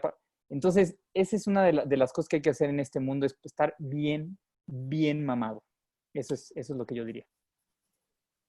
Bueno, Monse. Ok, entonces, pues un poquito las posturas, la postura abolicionista pues habla justo de la abolición de la pornografía y también de la prostitución, ¿no? Que aquí hay que tener como cuidado porque mucha gente malinterpreta la postura abolicionista como una postura pues que juzga, ¿no? Que victimiza tanto a las trabajadoras sexuales como a las actrices porno y justo no no se les juzga a ellas por realizar este trabajo, sino más bien lo que se está juzgando es qué pasa con las estructuras sociales, culturales y políticas y económicas y etcétera, que lo que hacen, que permiten justo que una mujer pues se dedique a estos negocios, ¿no? Donde además pues se sabe que hay trata, se sabe que hay violación a muchos derechos humanos, violencia sexual, etcétera, etcétera, etcétera, ¿no? Y entonces, ¿qué pasa con la cultura? ¿Qué pasa con la economía y la política? Que pues sucede esto. Y entonces, lo que a mí me parece que aboga la postura abolicionista no es sencillamente una prohibición tajante y se acabó, sino a la par de que pues se transforma la sociedad, se transforma pues el sistema bajo el cual viven los géneros y las personas, pues justo eso es como la solución, no solamente prohibirlo, ¿no? En la medida en la que se subsane socialmente esto, pues no habrá necesidad de hacerlo, ¿no? Si quieres agregar algo, Juliet. Ahorita te... Ya está. Justo me encantó lo que comentaste, Monse, porque quería hacer notar que en Canadá, por ejemplo, no es que esté penalizada la prostitución per se, las mujeres pueden seguir ejerciendo este trabajo, sin embargo, a quienes castigan ahora son a los usuarios, son a los que persiguen. Entonces, digamos que es un pequeño avance para modificar el tema de la prostitución y la pornografía y la cosificación de la mujer, en donde se protege directamente a las mujeres que llevan u hombres que llevan a cabo esta profesión, ¿no? Que a quienes se castiga es a la persona que accede a estos servicios. Entonces, a diferencia de otros países, Canadá ha implementado eso. Súper. Y, entonces, y me preguntabas, Ana, si es posible llegar como una postura intermedia, ¿no? Pues yo la verdad no lo sé. La pornografía y la prostitución han sido temas que llevo como 3 años mastique y mastique, y la verdad es que no tengo una postura 100% definida porque creo que hay muchísimos matices a considerar por un lado. Por otro lado, yo no creo ser la persona indicada para hablar de si se puede fácticamente llegar a algo intermedio, ¿de acuerdo? O sea, teóricamente me parece que sí se puede, ¿no? Y pues que justo incluso ahí Preciado lo hace muy bien, ¿no? Preciado dice, a ver, bueno, no hay que decirle no a la pornografía, no a esta es horrible, esta no, hay que explorar otros caminos, ¿no? Y eso a mí me parece una postura intermedia, porque pues justo está a caballo, ¿no? Se logra.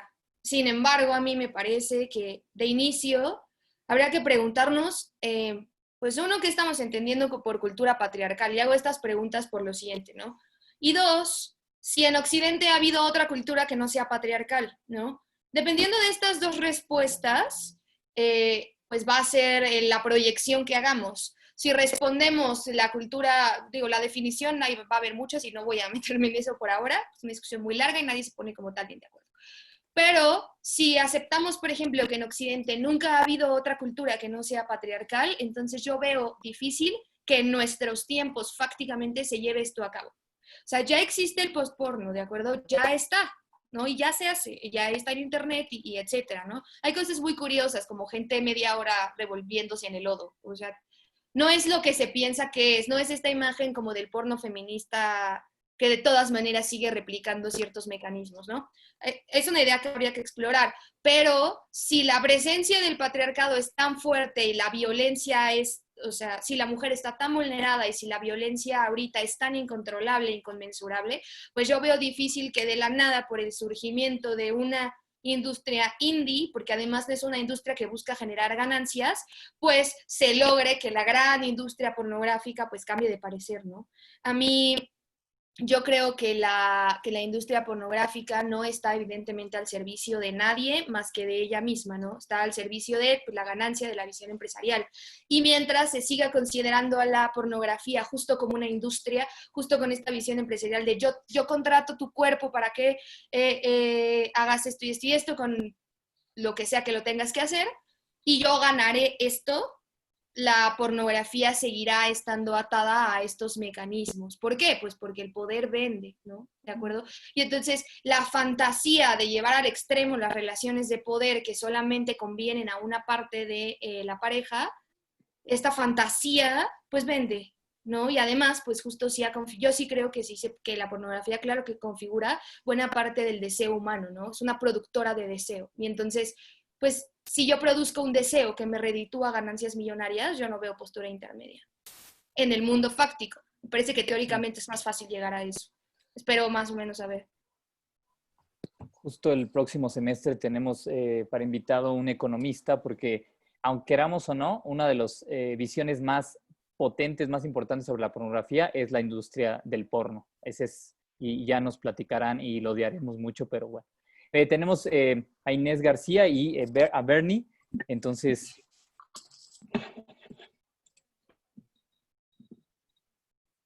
Gracias, Inés. Ya tienes el micrófono. Bienvenida. Hola, muchas gracias. Me veo como fantasma, pero bueno, no importa.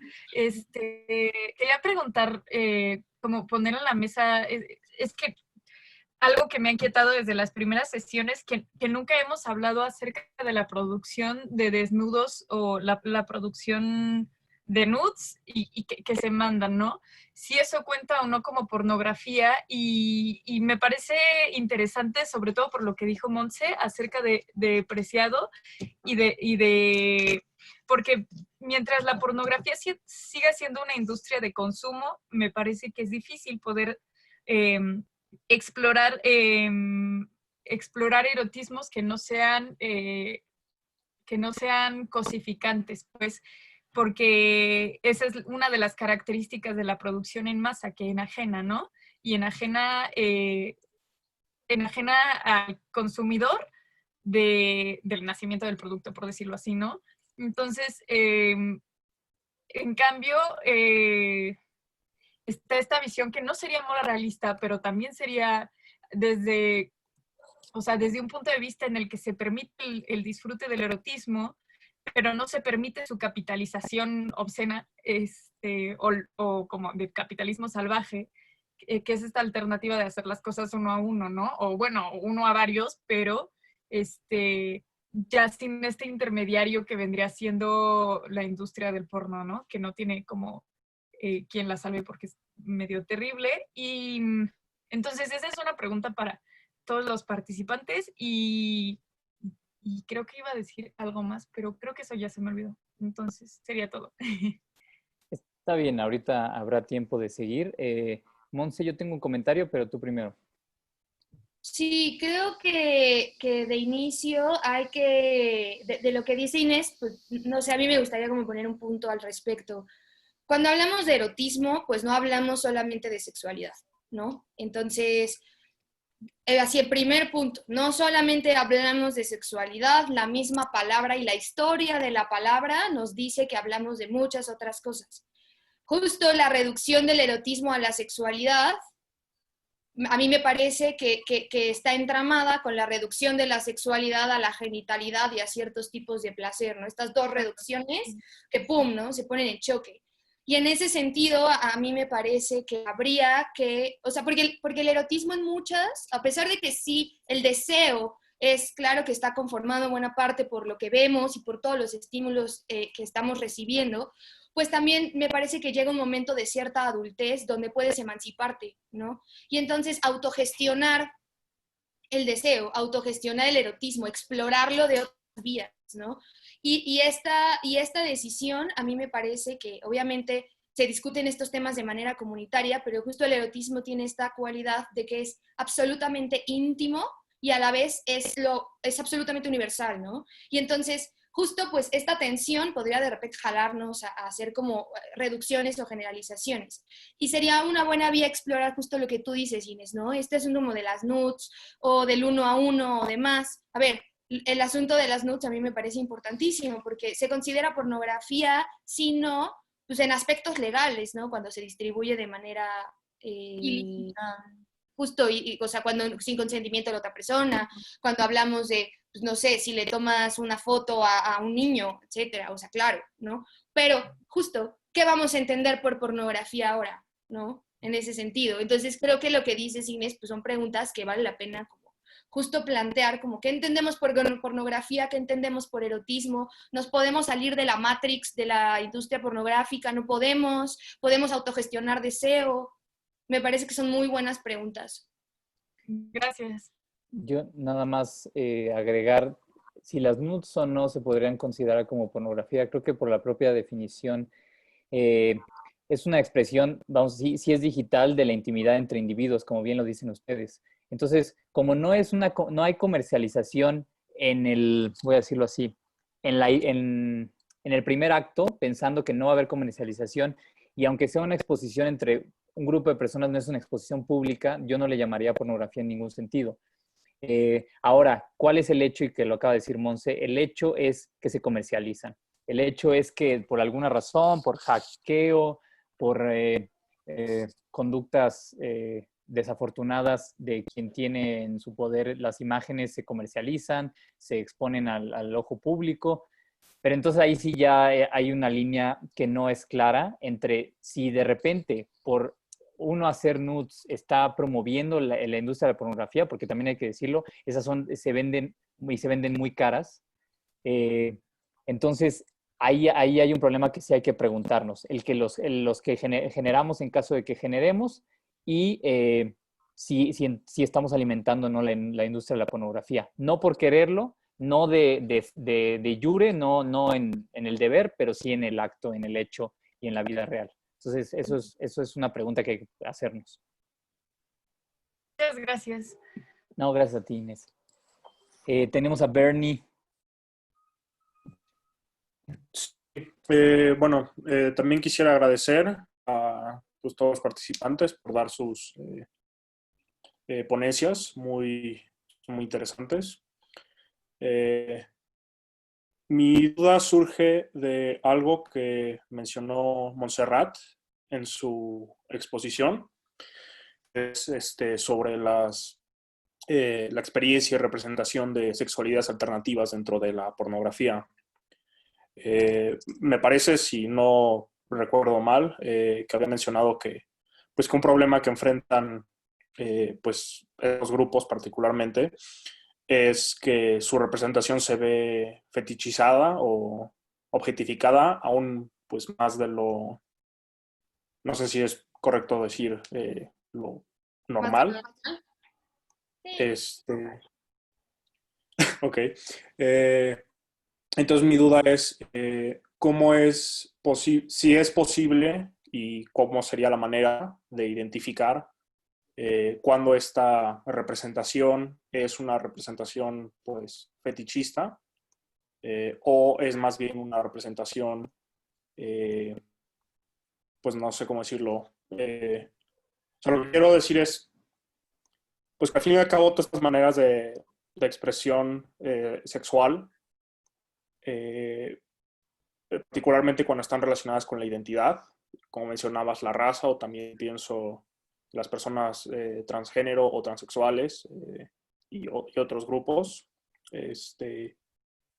pues esa experiencia sexual también me parece que puede ser válida, ser representada, pero esa es mi pregunta, ¿cómo sería identificarlo, si es correcto o no? Ok. Entonces, para responder tu pregunta, Bernie, voy a poner dos ejemplos, ¿no? Como los voy a comparar dos situaciones. El primero, el primer escenario es este video infame que catapultó a Mia Khalifa al estrellato, que es Mia Khalifa en un video porno utilizando un velo islámico, ¿de acuerdo? Y ahí, pues hay evidentemente una fetichización del Islam. ¿Por qué? Porque el uso del velo islámico de Mia Khalifa en ese acto sexual, es que odio la frase acto sexual, pero no sé cómo decirlo. Ahí no es porque ella lo decide, no es no es una demanda que ella hace de su propia sexualidad, sino que ese velo islámico y el morbo alrededor de la sexualidad y el velo islámico está puesto al servicio de quien va a consumir a esa persona, de quien va a consumir ese acto sexual, que en este caso como simbólicamente o de manera como imaginaria, pues es el actor porno hombre, varón, pero que en realidad pues es el consumidor, ¿no? Esta fetichización.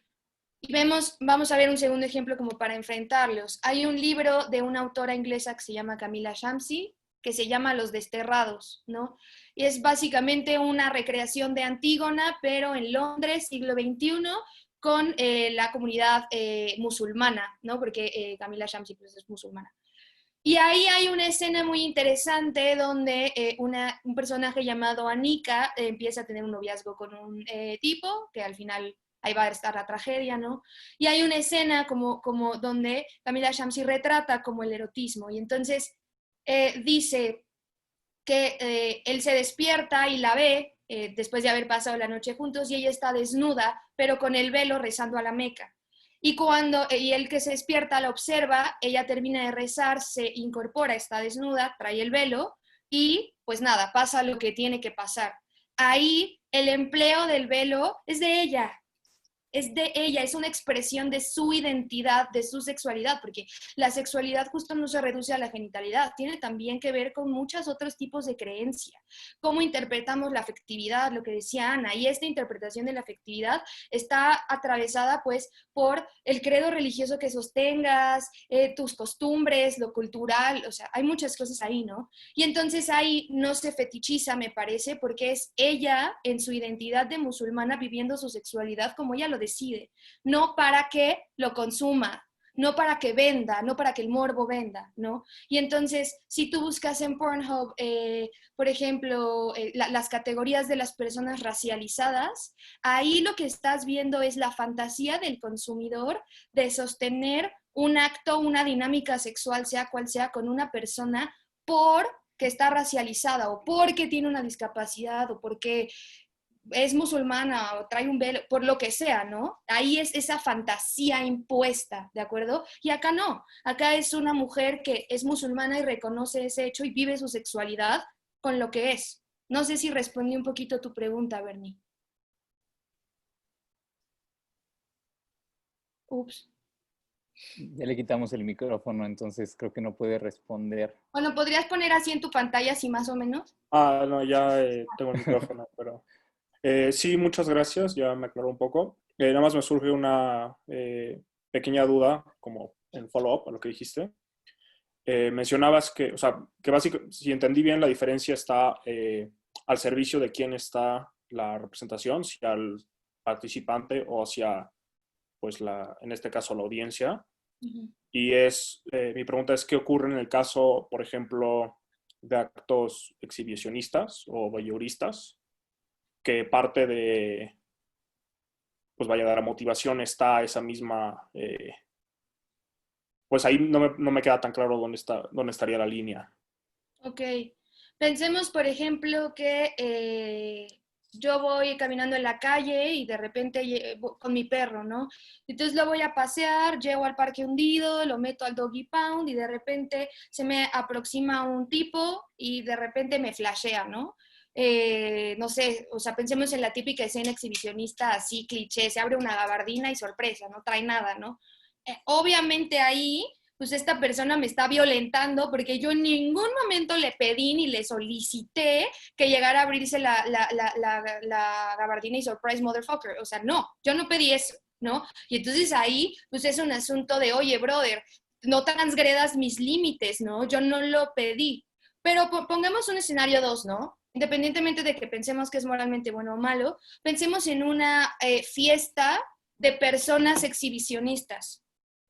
Pensemos, ¿no? En una reunión de personas cuyo sexual thing es el exhibicionismo. Pues ahí ese exhibicionismo está al servicio de la persona que lo busca. Solamente que pues para llevarlo a cabo necesita reunirse con personas que a su vez pues también les guste eso, ¿no? Y entonces ahí pues hay una especie como de libre asociación.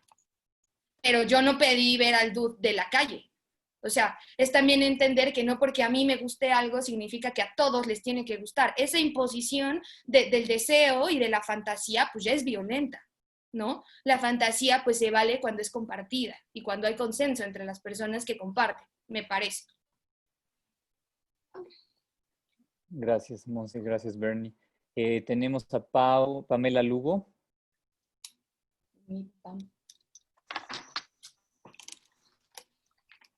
Hola, Hola. ¿me escuchan? Hola, gracias a todos. Yo soy Pamela. Yo tenía una serie de preguntas. Yo veo también el porno como un problema de educación y mi pregunta va enfocada a eso. No sé si ya se había hablado de esto en el seminario, porque es la primera vez que entro, pero siento que el porno o la representación gráfica de un acto sexual es muchas veces nuestra primera aproximación a la sexualidad. Entonces, no sé cómo un niño que estaba experimentando o está entrando en este deseo o le está iniciando, ¿cómo tendríamos que educarlos ahora? O sea, ¿hacia dónde les tenemos que decir que vayan para que aprendan de su sexualidad? Porque bien sabemos que en la escuela no es explícito, no es algo sensible, no te enseñan a sentir. Y siento que el problema es algo que vamos repitiendo desde niños. O sea, de niños yo aprendí, o sea, yo me recuerdo, creo, que mi primer acercamiento a la sexualidad fue una representación gráfica que probablemente veía en Golden a las 12 de la noche, cuando sabía que estaba prohibido, y sabía que estaba prohibido. Entonces lo veía a escondidas y lo veía hasta con una prima de que era así, ¿qué es esto? O sea, se ve cool, sé que está prohibido, pero no sé qué es. Y entonces, hablando como de estas otras maneras de erotismo, podemos conducir a los niños a través del erotismo a llegar a conocer y desarrollar esta parte de sexualidad, o qué tendría que pasar, o sea, porque siento que también ese es como, podemos abordarlo desde la educación. Y ya. Ay, Dios. Te amo. Bueno, yo creo que nos rebasa a todos los que estamos aquí, o a la mayoría, esa pregunta. Yo lo que Mi primera intuición, yo no tengo hijos, sí voy a tener, entonces en algún momento, pues obviamente tendré que abordar la situación. Pero hay una respuesta como tradicional, que no por ser tradicional no deja de ser sensata, que es que si no, tú no tienes a un buen momento como padre o madre de familia, como hermano, un buen momento en el que además cada vez es más temprano no porque seamos precoces, pero porque obvio estamos expuestos mucho más temprano a la pornografía. Si no hablas de manera directa y de manera clara y con mucho pinche cariño y muestras las cosas como son, por supuesto que van a tener un primer acercamiento pues, por la exposición gráfica por audiovisual, y que además pues, es bien difícil, porque cómo decodificas, cómo interpretas un fenómeno tan complejo, a la vez tan simple y a la vez tan complejo, ¿no? Entonces, la respuesta tradicional es, cuando sea como padre, madre, hijo, digo hermano, pues se habla de eso y se habla de manera muy clara y con mucho cariño. Lo segundo es, hay muchos bueno, yo respeto una tradición que se llama los moralistas escoceses, que lo que abogan es por educar en el buen gusto. No es educar en límites así como fijos y a veces medio rancios, sino tener la capacidad como de percibir cuando hay algo que ya está desentonando con quién eres tú, con la sociedad, con el entorno. Y esa formación, vuelvo a lo que dije primero, cuando tú estás formado, por ejemplo, en el deporte y de repente te desvelas hasta las 2 de la mañana viendo pornografía, sabes que el siguiente día tu desempeño deportivo va a ser fatal, va a ser fatal. Entonces, automáticamente una persona que está entrenada y que tiene el deporte en su vida, la pornografía lo disminuye demasiado y entonces a nadie le gusta que le ganen en un partido, que ver su cuerpo cómo no puede desempeñarse de la manera normal o óptima. Y en segundo lugar, igual con las artes. Cuando uno está entrenado en las artes, adquiere lo que llaman formación estética.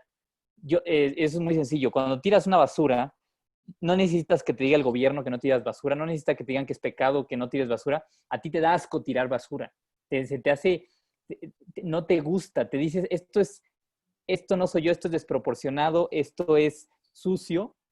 Y entonces eso es lo que siempre se recomienda. Por supuesto que esta formación es súper cara, es bien difícil de lograr, ya lo hemos hablado, y el punto es democratizarla, que todo el mundo pudiera acceder a esta información para que, número uno, tuviera buen gusto y se pusiera límites él mismo, y número dos, que tuviera mucha salud para darse cuenta cuando se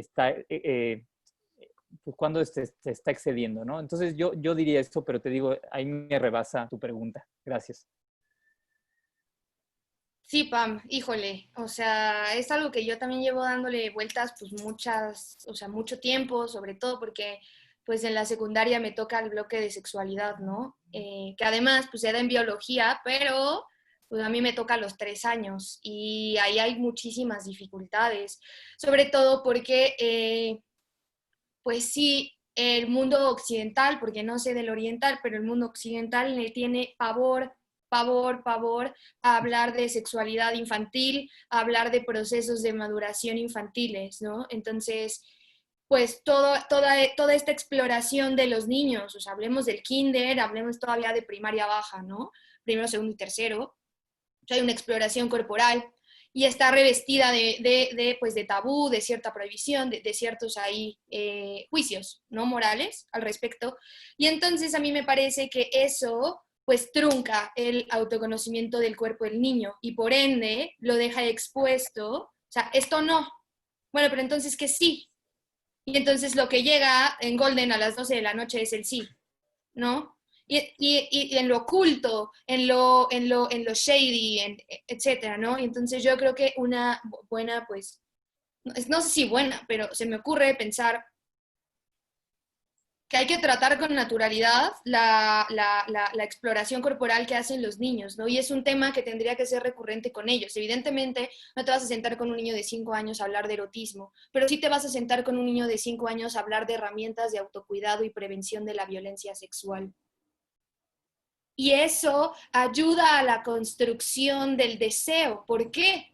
Porque yo entiendo que no me deben hacer esto y sé que le puedo contar a alguien porque me lo han dicho abiertamente, ¿no? Y entonces sé que por aquí no. y hay una construcción, ¿no? A mí me ha sorprendido mucho que muchos padres de familia, cuando doy el bloque de sexualidad, pues hablo de deseo, hablamos de pornografía, Paumer, lo que está por ahí, lo puede confirmar, y demás, y pues sí hay muchos padres de familia que se quejan mucho. Es que es muy fuerte. Señora, su hijo tiene 15, le juro que no.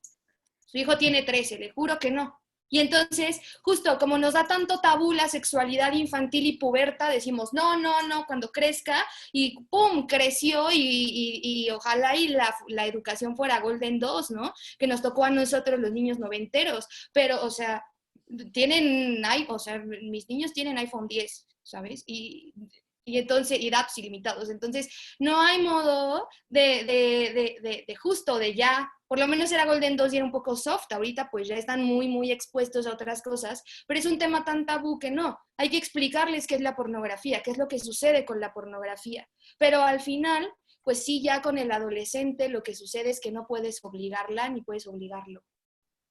A menos que sea súper así Foucaultiano y panóptico y le andes revisando el celular diario, ¿no? Pero que sí hay gente así. Pero pues sí, yo pienso con Enrique, ¿no? Educar en el erotismo es educar en el buen gusto. Y educar en el erotismo es la naturalidad del cuerpo, experimentar, estar adecuado con las sensaciones sin culpabilidad, ¿no? Con información, para que podamos tomar decisiones pues informadas. El erotismo también es una decisión, compartirlo. Entonces, pues hay que justo dar andamiaje para que la gente pueda tomar ese tipo de decisión. Tenemos un espacio para otra pregunta. Diana Sosaya. Hola Diana, adelante con tu pregunta. Hola, iba un poco a la par de la que hizo Pamela, pero ahorita pensando en justamente sus respuestas, creo que, por ejemplo, los docentes nos enfocamos en el conocimiento de ciertos temas. En el colegio nos preocupamos porque hagan una hora al menos a la semana yoga, una serie de herramientas para generar juicio crítico, etcétera, pero no nos detenemos a pensar en esto que, por supuesto, sobre todo en bachillerato, está a flor de piel. Entonces, a mí me gustó muchísimo la información que dieron al principio. Y a mí me encantaría que por ejemplo, que también lo sumáramos como colegio al personal docente, para que tuviéramos en cuenta estos temas que les llama tanto la atención y que están completamente inmersos, porque como lo hemos comentado, o como lo comentaron y lo subrayaron perfecto, es un mercado y vende y hay un gran consumo. Y entonces también estar alertas justamente en esta parte. Entonces, ahorita lo que subrayan al respecto de los números, de lo que se consume, etcétera, valdría muchísimo la pena tenerla un poco, no sé, las páginas, no sé si hay alguna iniciativa, no lo sé, algunas lecturas que pudiéramos, porque también los profesores, bueno, pues algunos somos padres, pero quizá otros que son más jóvenes no tienen esta posibilidad de entrarle al tema con mayor confianza. Entonces, no sé, algunas sugerencias que nos las pudieran compartir para poder, pues apoyar más a estos jóvenes, para que no se cosifiquen, para que lo vean natural, para que en todo caso lo consuman, pero sabiendo, es que no sé hasta qué grado podemos ayudarlos a ser conscientes. No lo sé. Ese es como mi comentario más que, o mi reflexión al respecto de la información que nos dieron.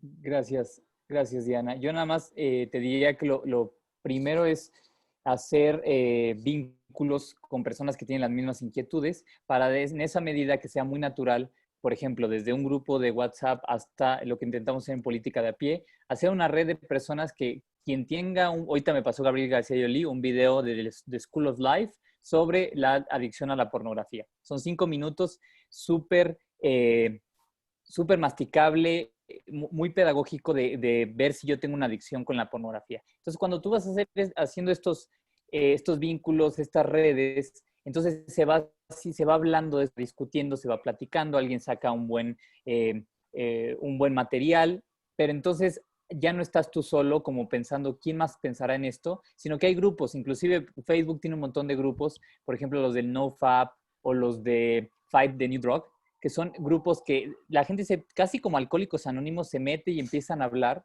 y empiezan a discutir sobre sus adicciones. Eso te diría por un lado. Por otro, quizá ayudarlos, sobre todo a los alumnos, a los hermanos pequeños, a los hijos en caso de que tengan, también a tener una narrativa más lograda de la sexualidad y del cuerpo. Bueno o malo, heredamos la narrativa judio-cristiana del cuerpo, que además, muy malo, la heredamos sobre todo de San Pablo y de Agustín de Hipona, que era una narrativa muy dualista, muy platónica, de que el cuerpo es malo, el alma es buena. La carne es mala, el espíritu es bueno. Pues bueno, la gran ventaja es que incluso la tradición cristiana católica apostólica romana, que está permeada en todo lo mexicano, por ejemplo, mucho de lo mexicano, también ya superó esta visión dualista de que la carne es mala y el espíritu es bueno.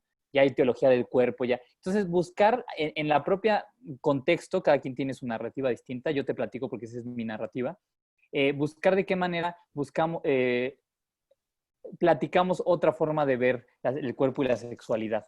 Y lo vamos narrando juntos, ¿no? Eso yo diría para terminar. ¿Tú qué dirías, Monse? Y si alguien más quiere participar, con esto vamos terminando.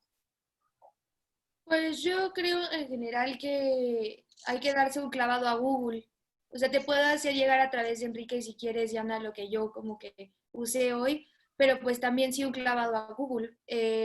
Pornografía y cosificación y demás, y hay un montón como de cosas, hay videos, hay ya la mayoría como de las personas que se dedican a hablar justo de estos temas de prostitución, de pornografía en general, suelen tener videos, entrevistas, o sea, todo ya bastante como visual, ¿no? Eso por un lado, y por otro, pues justo en el colegio abordarlo de manera, pues es que no es natural, ¿de acuerdo? O sea, tampoco se puede como fingir que vas a llegar con prepa a decirle, hoy vamos a hablar del falo. O sea, obviamente el niño de prepa te va a pelar los ojos, se va a reír y vas a tener un salón insoportable 2 minutos, ¿no? Aguantar, justo ponerlos en jaque también, ¿no? Sí, a ver, ¿por qué nos ponemos tan nerviosos cuando decimos estas palabras? ¿Por qué? Pues empezar como a, pues sí, a tejer esos lazos pues de confianza para que pues, se pueda recibir, ¿no? Y que no estén también ellos a la defensiva. Muchas veces los chicos se ponen muy a la defensiva pues porque los discursos sobre sexualidad son súper moralizantes. No, no, no, no, no, no. Esto no, eres malo, te vas al infierno. Un largo etcétera, ¿no? Que se ve incluso en escuelas laicas. O sea, eso no es exclusivamente de escuelas de inspiración, ¿no? Y entonces justo, pues intentar desmitificarlo, ponernos en jaque, incomodarnos, permitirnos la incomodidad. Es incómodo, pero hay que permitirnos la incomodidad. O sea, ¿por qué fingir naturalidad? ¿Por qué fingir ciertas cosas y no solamente reconocer que sí, como cultura, nos incomoda hablar de sexualidad, pero como nos incomoda hay que hacerlo. Y hay que hacerlo con seriedad. La incomodidad aunque te rías de ella, se tiene que tomar con seriedad porque algo te está diciendo, ¿no? Y entonces, pues justo reconocer, o sea, que tanto el docente como le ayude el docente al alumno también a reconocer los impactos emocionales que hablar de sexualidad produce en ellos, ¿no? Asombro, morbo, curiosidad, miedo, culpa, y pues decir, a ver, nuestra cultura eso es normal y se puede trabajar, y no pasa nada. Y darles la información pues, lo más concreta posible y accesible a ellos de anticonceptivos, pornografía, etcétera, ¿no? Muchas gracias, Monse. Gracias. Muchas gracias, Diana, por tu pregunta. Con esta pregunta terminamos este diálogo y la tercera sesión y última del seminario de pornografía como un problema público. Ya vimos que es un problema